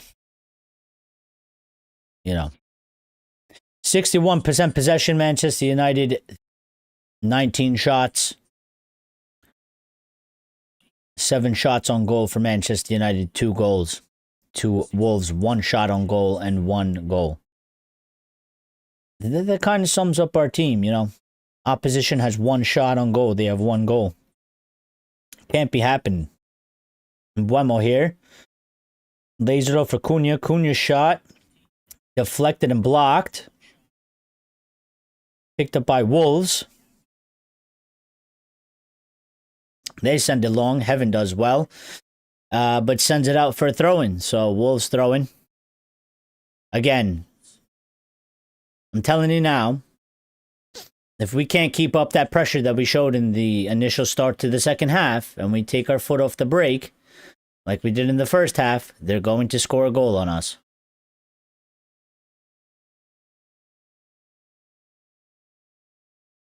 Offsides by Wolves. Free kick to United. Luke Shaw is going to take it, and he's probably going to send it long. Wolves looking to possibly make some more changes here. They got the papers out. They got the notepad out. Manager's having a look. Lemons is going to take this instead. He's going to send it long. Looking for Delo. Delo misses the header. Picked up by Wolves. Mount pressing. Cunha pressing. Shaw coming for it. Wins the header. And throw into Manchester United.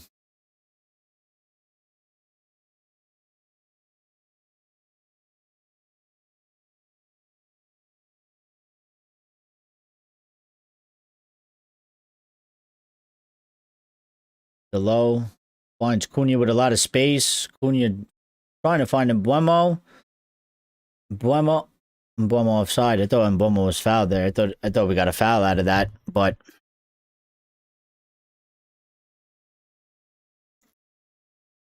yep. Listen, Mbeumo's looked better today than last time. Cunha still lacking. I know he could do way more. He needs to do way more. He looks a bit off of it. You know, he does. I don't know what it is. Having a little slow to react here. Does well to sort of recover. It should be our throw-in, and it is. Yeah, I don't really know what it is with Cunha. Yeah, he just looks... He looks like... He just doesn't look sharp. You know, he looks a bit off of it. You know, this match, last match... you know, maybe it was the injury, but even before that, there was some games where he didn't look the sharpest.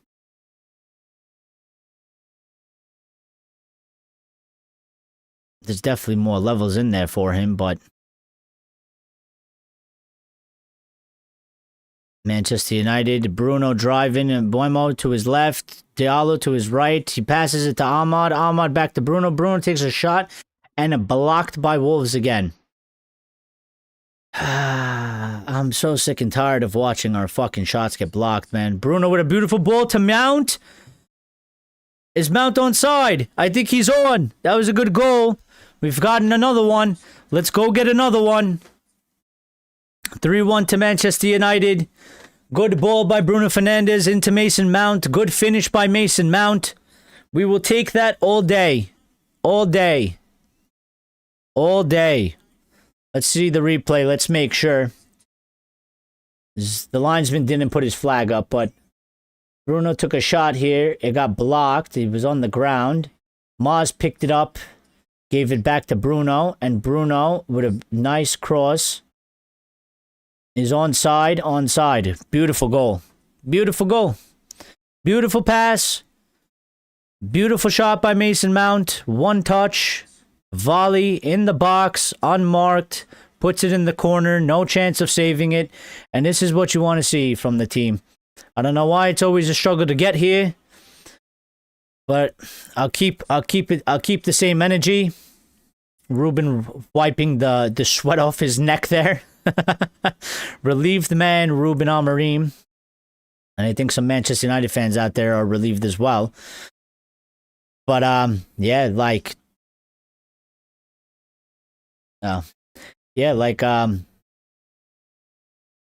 let's go get another one. Let's go get another one. I gotta update the stream as well. 3-1. 3-1 United.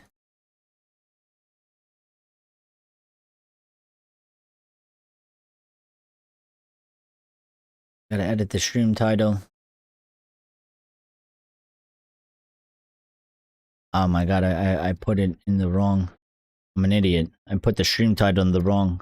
I had the scoreline wrong on the stream title, so. I had Wolves 2-1. And I was about to make them 3-1. Imagine that. Imagine that. Alright, what's going on in the match? Because I couldn't see. Lauren says Mason is quality. I think false nine is the future of this team. Well, Ruben seems to like it. He seems to prefer it. He's done it before. Seems to be sort of his... If it's not his go-to, it's definitely his backup. So... And I always kind of said, with the absence of Benjamin Sesko, who is the only actual striker we have, I don't like Xerxes as a striker. I think Xerxes can do a job as a 10.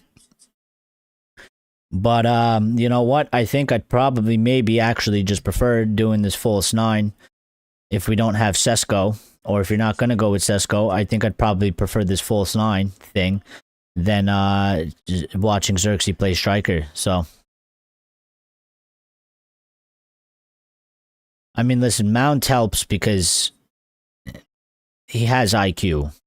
Yeah, like he can help create. Also, to understand that sort of run. We're in again. Bruno tries to square it to Cunha. It was the right, well, you know what, maybe he could have shot, but I think if he shot and he didn't score, I think people would have been like, why didn't he pass it to Cunha? So, I'm not going to go too hard there. But Mason Mount, yet again, this is what I was just talking about. He can help score. He does have IQ. He can help create. He sent Bruno through. It was a very good pass. And Bruno tried to square it to Cunha. It was a good chance, but the angle wasn't there. Cunha was behind the defender, and they did well. Corner comes in. Bruno tries to shoot it. Delo picks it up. Back to Bruno. Bruno sends it to Shaw out here. But Mbeumo's going to pick it up instead. Squares it back to Bruno. Bruno crosses it again. Header by Cunha. Saved by Johnson. That was another one. Another opportunity there. Almost another goal. Almost very similar to the one that we just scored with Mason Mount and Bruno. Bruno, another very good cross into the box over the top. I'm liking these. I think he should try and do it again when he gets the chance to do so. We should go get our goal difference up here. Well, I would like them to put another one in. ASAP. Wolves is going to make a triple change. We're making a double change. I don't know who's coming in, but I would like for us to get another goal ASAP, so maybe we can actually is making defensive changes again.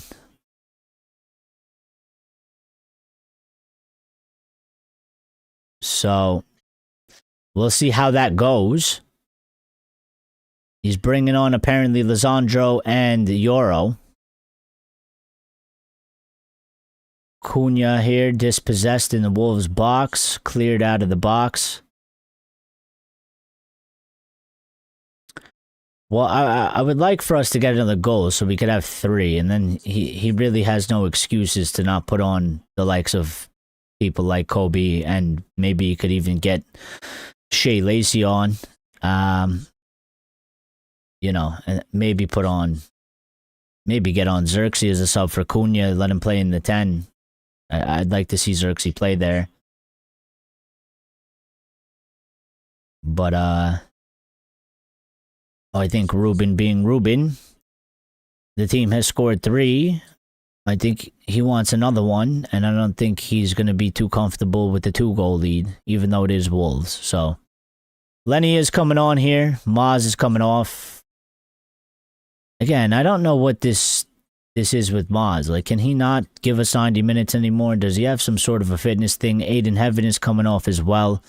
Lisandro's coming on. So, I mean, when you kind of look at it, listen, Lisandro needs minutes, and we're going to have to continue to keep doing this, Tim, because as you can see, he's playing a bit longer and longer each match, but we're not going to jump the gun on it. So, I kind of get Lisandro coming in because we're going to have to do this with Lisandro to build his fitness up and make sure, you know, we're not pushing him too much and coming off the injury that he sustained in the length of period he's come out.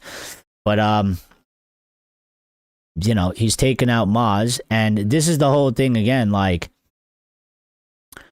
I actually want to see this. Like, is Lisandro going to play in the center? Because that kind of goes into my theory of that he does not think, or he does not prefer that Lenny plays in the center. Obviously, Lisandro is left-footed, and Luke Shaw is still on the pitch. So what do you know, it's a bit different than what he did last time when Lisandro came on for Shaw. Shaw is still on the pitch. So what's it going to be? Is it going to be Euro right centre-back, Lisandro in the center? I don't know if that works well. I mean, he is, for his height, he's good in the air, but he's not the tallest guy. He's not the tallest player. And, you know, Wolves quite clearly, obviously, constantly looking for crosses. They're looking for some sort of a set-piece goal, a header, a flick-on from a header. Wolves still making their changes here. We're probably going to get a good, 6 minutes injury time here, so... I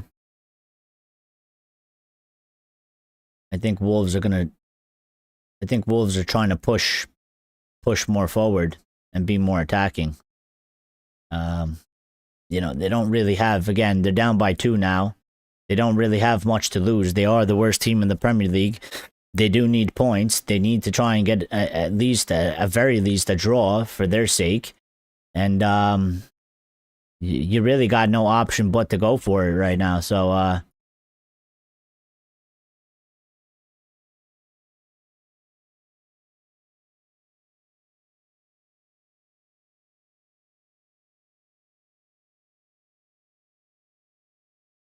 right, match is back underway. It's 70th minute now. Going towards the 71st. Let me see what's going on here. It seems like Lisandro is playing in the center here. And Lenny is playing right centre-back. So, interesting. We haven't actually seen this yet. We've never seen Lisandro play in the center. Mount... beautiful again. Good touch, good turn, good ball out to Diallo. Diallo 101. Gets past his man, but then dispossessed and cleared out of the box. And Martinez cleans it up very nicely. You know, once we get Lisandro to be able to give us full matches, I think he is going to be a massive help back there. We've missed him a lot.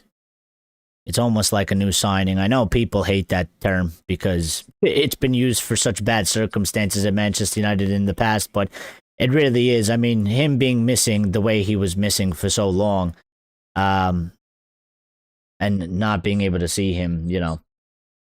Not Ahmad's best match again. Yeah, I mean, listen, he could be doing better.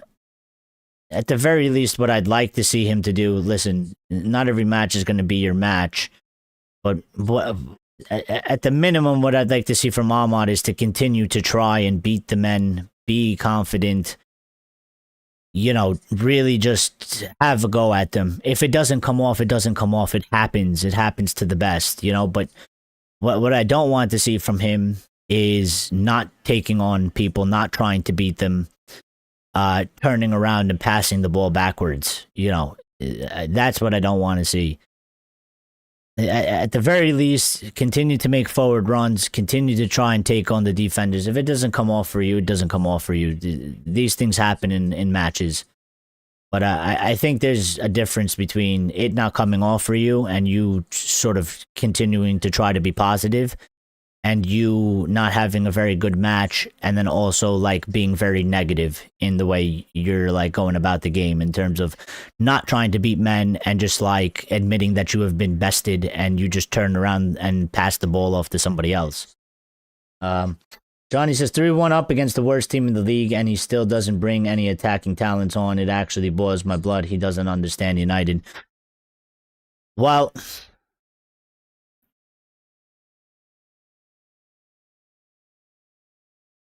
I kind of expected that before. I mean, well, I didn't really expect him to bring on attacking players. I was kind of hoping that we would get like another goal. But we go up by 3. He'd really have zero excuses. I think he'd make the excuse of they scored 1 on us, being up by 2. All it takes is 1 goal. Pressure's on. But you know, Lisandro always has to come on because we need to build Lisandro's fitness. And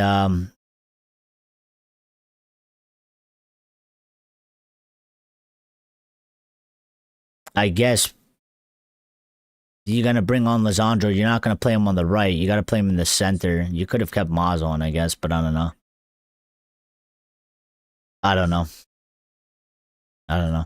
Maybe his thinking is we scored 3. Why would I bring on attacking players? If it's not broke, don't fix it. I don't know. You know, I don't really know what his thought process is behind these things. If Lacey and Maino can't come on today, when can they? Probably never, you know? Never.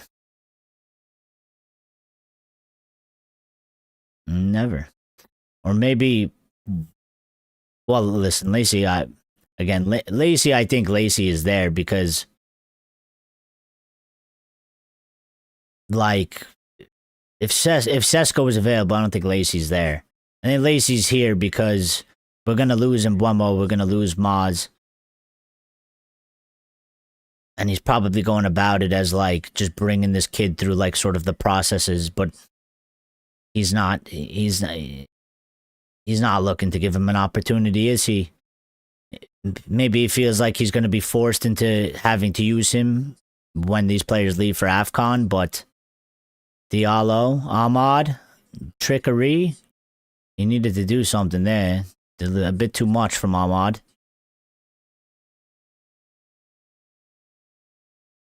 When Ruben is out of the club. Well, maybe. That's what people say.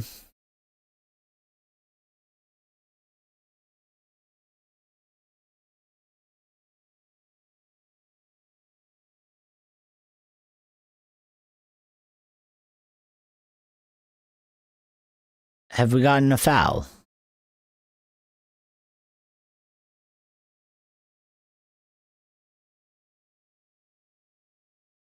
Free kick for Manchester United on the edge of Wolves' box here. We'll see who's going to take this one. We got a couple suitors here. Almost everybody, almost the entire team is there wanting to take this one. There's Mount, Bruno Delot, Cunha, Diallo, and Shaw, all trying to stand over the ball here. We're having a team meeting. Bruno standing over it. Shaw and Mount having a laugh about it. We'll see what's going to happen. They're going to take a touch and a shot. Is he just going to shoot it directly? Let's see. Bruno is lining up to take this one, though. Mount standing by. Everybody else has left. It's just Bruno and Mount now. Bruno goes, shoots it, and over the net. But it has taken a touch, and it's gone out for a corner kick to Manchester United. Ray says he's going to put on Maino in the 90 minutes. He might very well do. And actually, he's going to be putting on Kobe Maino now in the 77th minute because he is on the touchline and he is about to come in. So,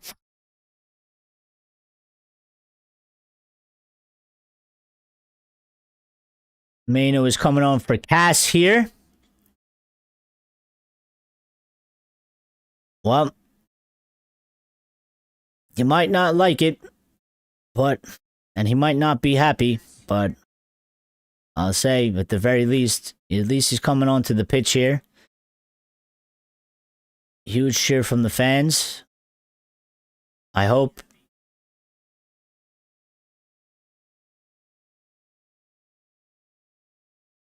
I hope he does well. I hope he does well. Might not be the opportunity you want him to get, but it is an opportunity. And the way I look at it, considering what has gone on and how it's been, he doesn't have to put him on. He could have not put him on at all. So, at the very least, at least he's on. And I hope he has an impact.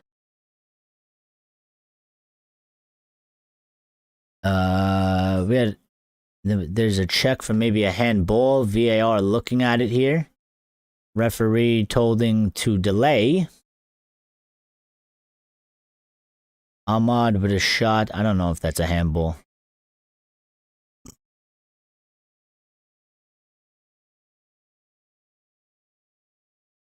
The first handball, definitely. I don't know how they didn't call that a penalty. I think his arm was...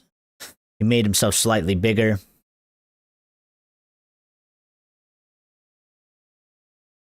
Oh, they might be giving us this penalty. The referee is going over to look at it. Maybe they are rectifying their mistake here of not giving us the penalty before, and they're going to be a bit generous and give us this one instead. Referee over at the screen. I mean, it is similar, but it's very hard to see. He does sort of extend his arm out.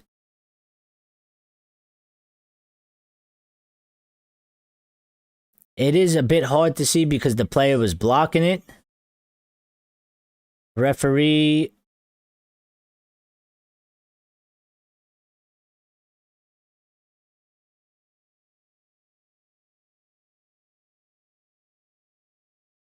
Wolves commit deliberate handball, penalty given to Manchester United. Yellow card and a penalty for Manchester United. So we have gotten the handball that maybe we should have gotten the first time. We've got it on this one. Maybe they're doing a little bit of justice here.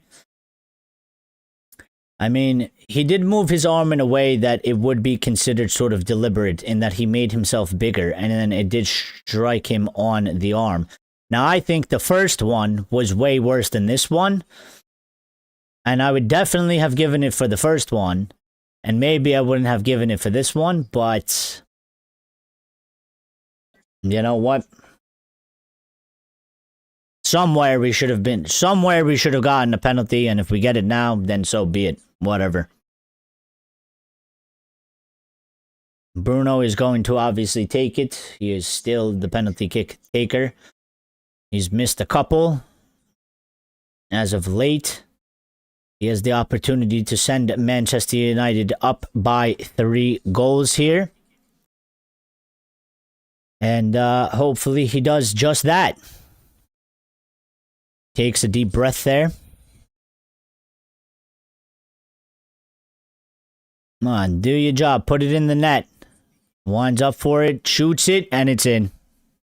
Manchester United 4-1. Bruno, good penalty, puts it away.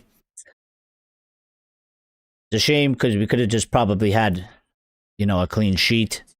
They literally had the one opportunity. And they scored the goal from one opportunity, which is a bit of a concern for me because the worst team gets one chance and they put the ball into the back of the net. What's a better team going to do? But listen, we've come out in the second half. We took the lead back almost as quickly as possible, and we've scored more goals after that, so we've done our job. In that aspect, there's about 10-15 minutes left. We got 10-15 minutes more to do a job. And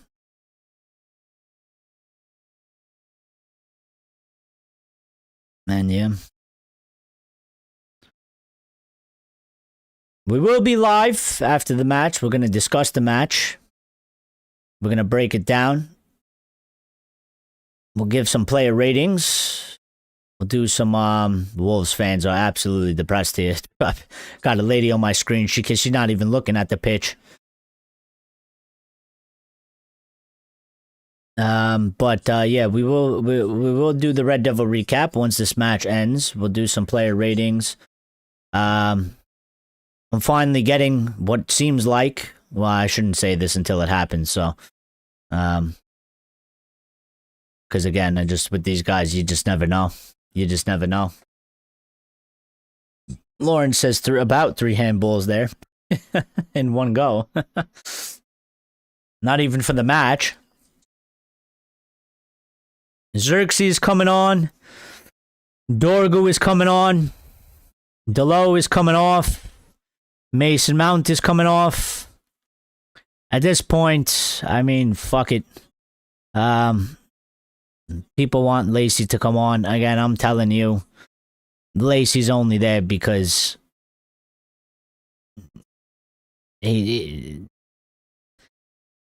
Sesko was there, Lacey's not there. If we're not losing Mbeumo, Diallo, and Mazawari in about a week from now, Lacey wouldn't be there. So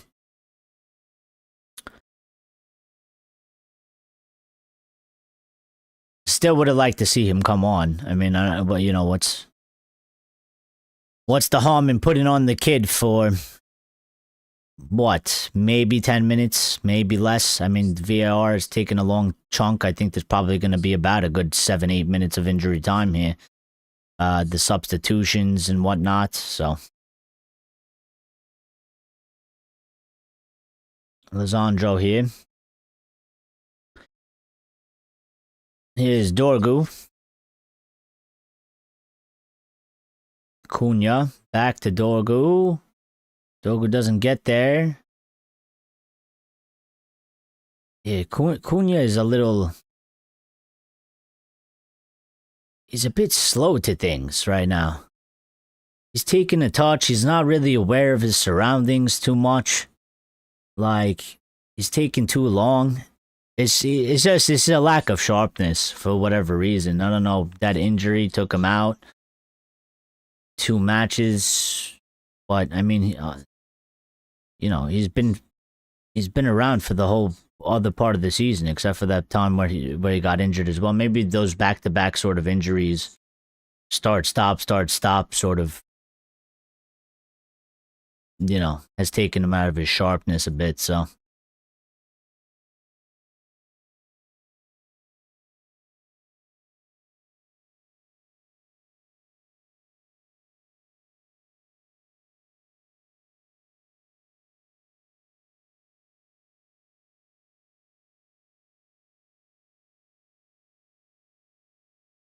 I'd like if Matheus Cunha could get a... Wow, we had 28 votes on the poll.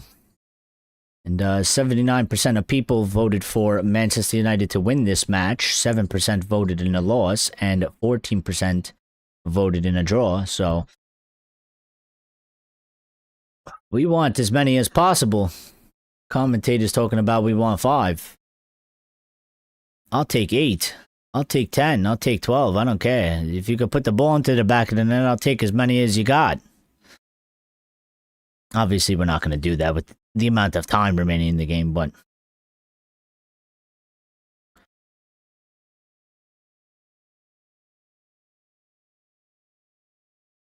Oh, is that why the stadium was empty? Apparently, the Wolves fans were boycotting / protesting. That's why I was wondering why the stadium was so empty in the beginning of the match. And returning back to being empty, fans leaving. I can understand. I mean, they're going to get relegated. Dorgu here. Tries to shoot, I think. Or was it a cross?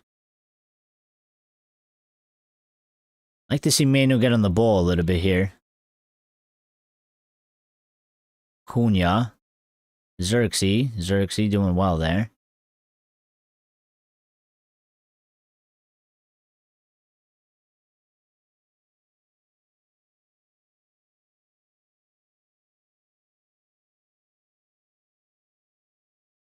Well, right now it seems like Luke Shaw is playing in the center and center back, and Lisandro has been pushed out to the left, and Euro is on the right. So that's interesting as well,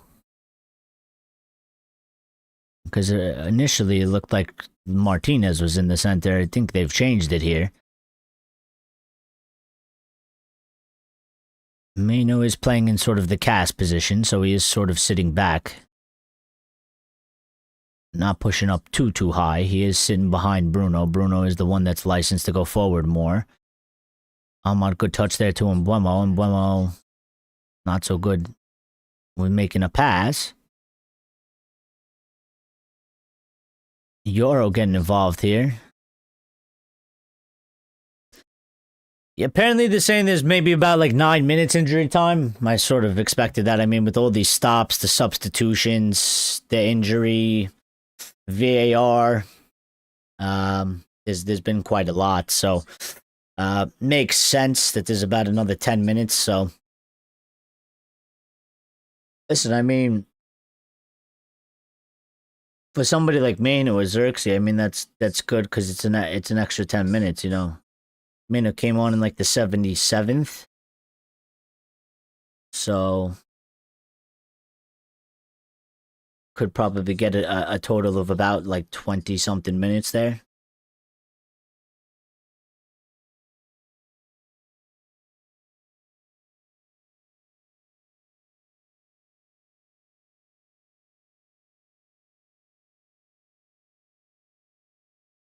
Shaw battling here. Good again with the press. Sticking on his man and winning the duel, kicking it out for a throw-in. Cray says Amorim cooking, Ineos cooking, Glaze is cooking. Well, the sad thing is there are actually people out there that are actually like that. Beautiful play. Couldn't find Ahmad, but it was a good play. Again, good one-touch pass in there. Xerxes, Bruno. Bruno trying to release Ahmad there, but just couldn't find him.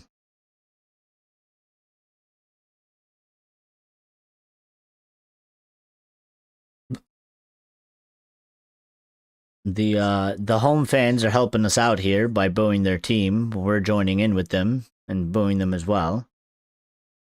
Not good to be Wolves fans. So what we all say in title charge? Yeah, absolutely. In fact, we're gonna win the Champions League this year as well. And you know what, Grace? We're gonna win the World Cup too. We're getting in trouble. We're getting in trouble.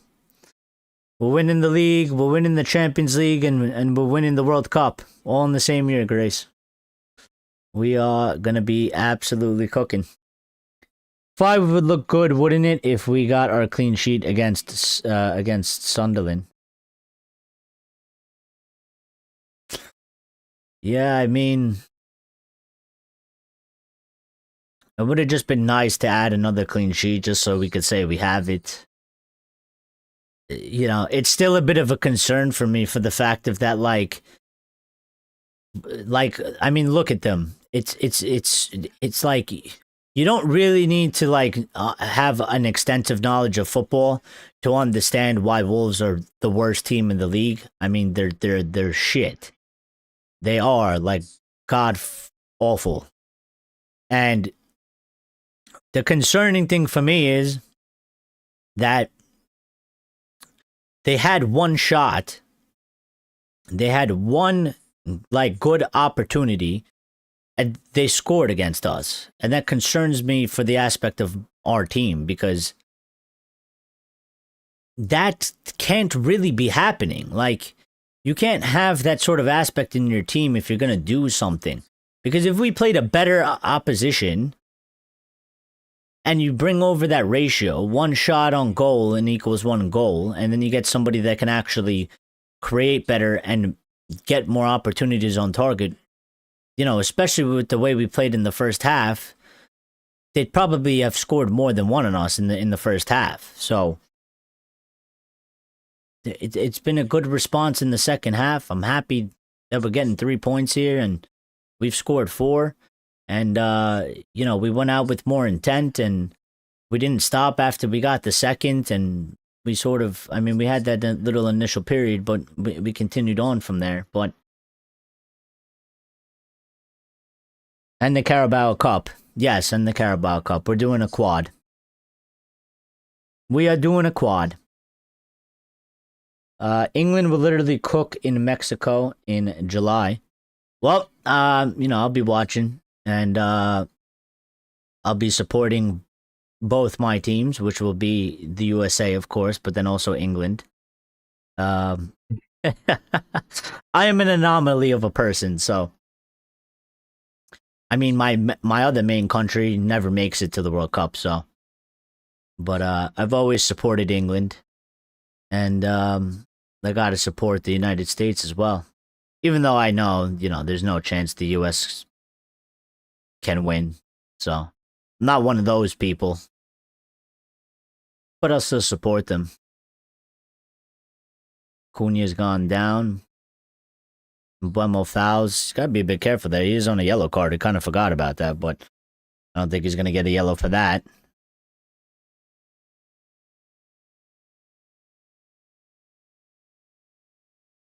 Oh, you make man of the match. I think when we get on the Red Devil recap, I think I'm gonna go for Mason Mount. You could kind of go for Bruno.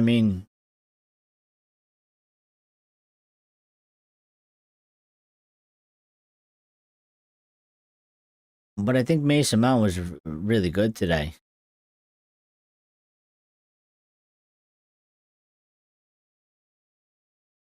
Good shot.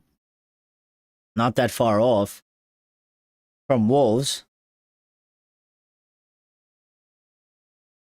We're getting towards the end of the match here. It's 95th minute, 4 minutes left in the match. Mount is my player of the season. He makes Ruben's system work. Well, maybe that's why Ruben likes him so much. And that's why he's liked him since the beginning. Ruben, when Ruben came in, Ruben was literally here for like an hour, and he wouldn't shut up about Mason Mount. Maybe that's why, because he has a good reason. Because I think Ruben agrees with you there, Lawrence. I think he fits very excellently into his system. I think he works very well in it. And if that's the case, explains why he prefers to play him as much as he possibly can. So, but he's done very well today. He's been a difference maker, of course, and like I was saying, he can score, but he can create, and he has the IQ. For him to make that run when he did for the goal, it's because he understands also, like, I know probably for a fact, I can't know 100%, but I would imagine in that situation, he was looking at Bruno and he was thinking of himself having the ball at that spot. And he goes, well, if I'm Bruno, it's like from there, I'd put the ball in like this and I'd want somebody to make this run. And he made the run, and it was the perfect run. And it was a perfect ball from Bruno, and then a perfect goal from Mason Mount. So,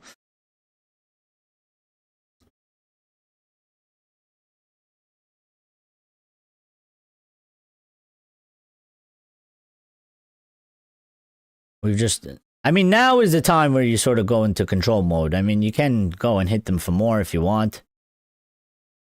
But now, if you're just controlling the match, it's not that, no, I don't think too many people are going to have too many problems with it. The game is over,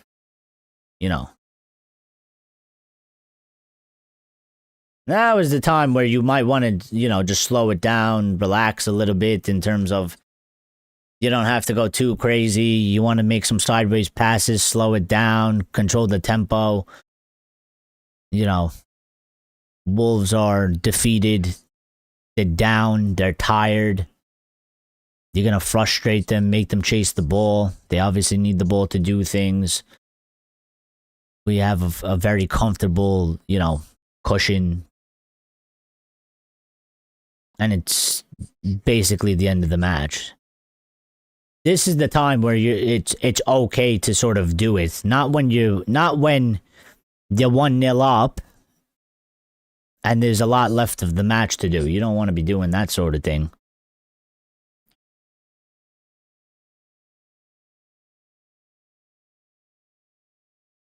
But even so, you don't want to switch off, so totally.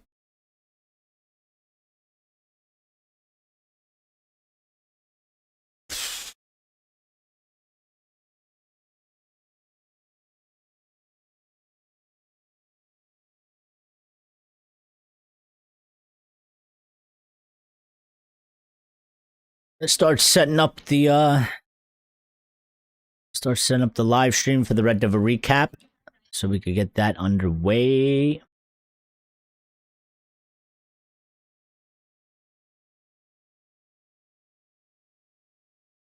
I mean, all in all, listen, they had to come out and win today. We did our job. We did what was expected of us. Ruben and the players had no option but to win this match. You know, it was a good second half response. The first half wasn't great.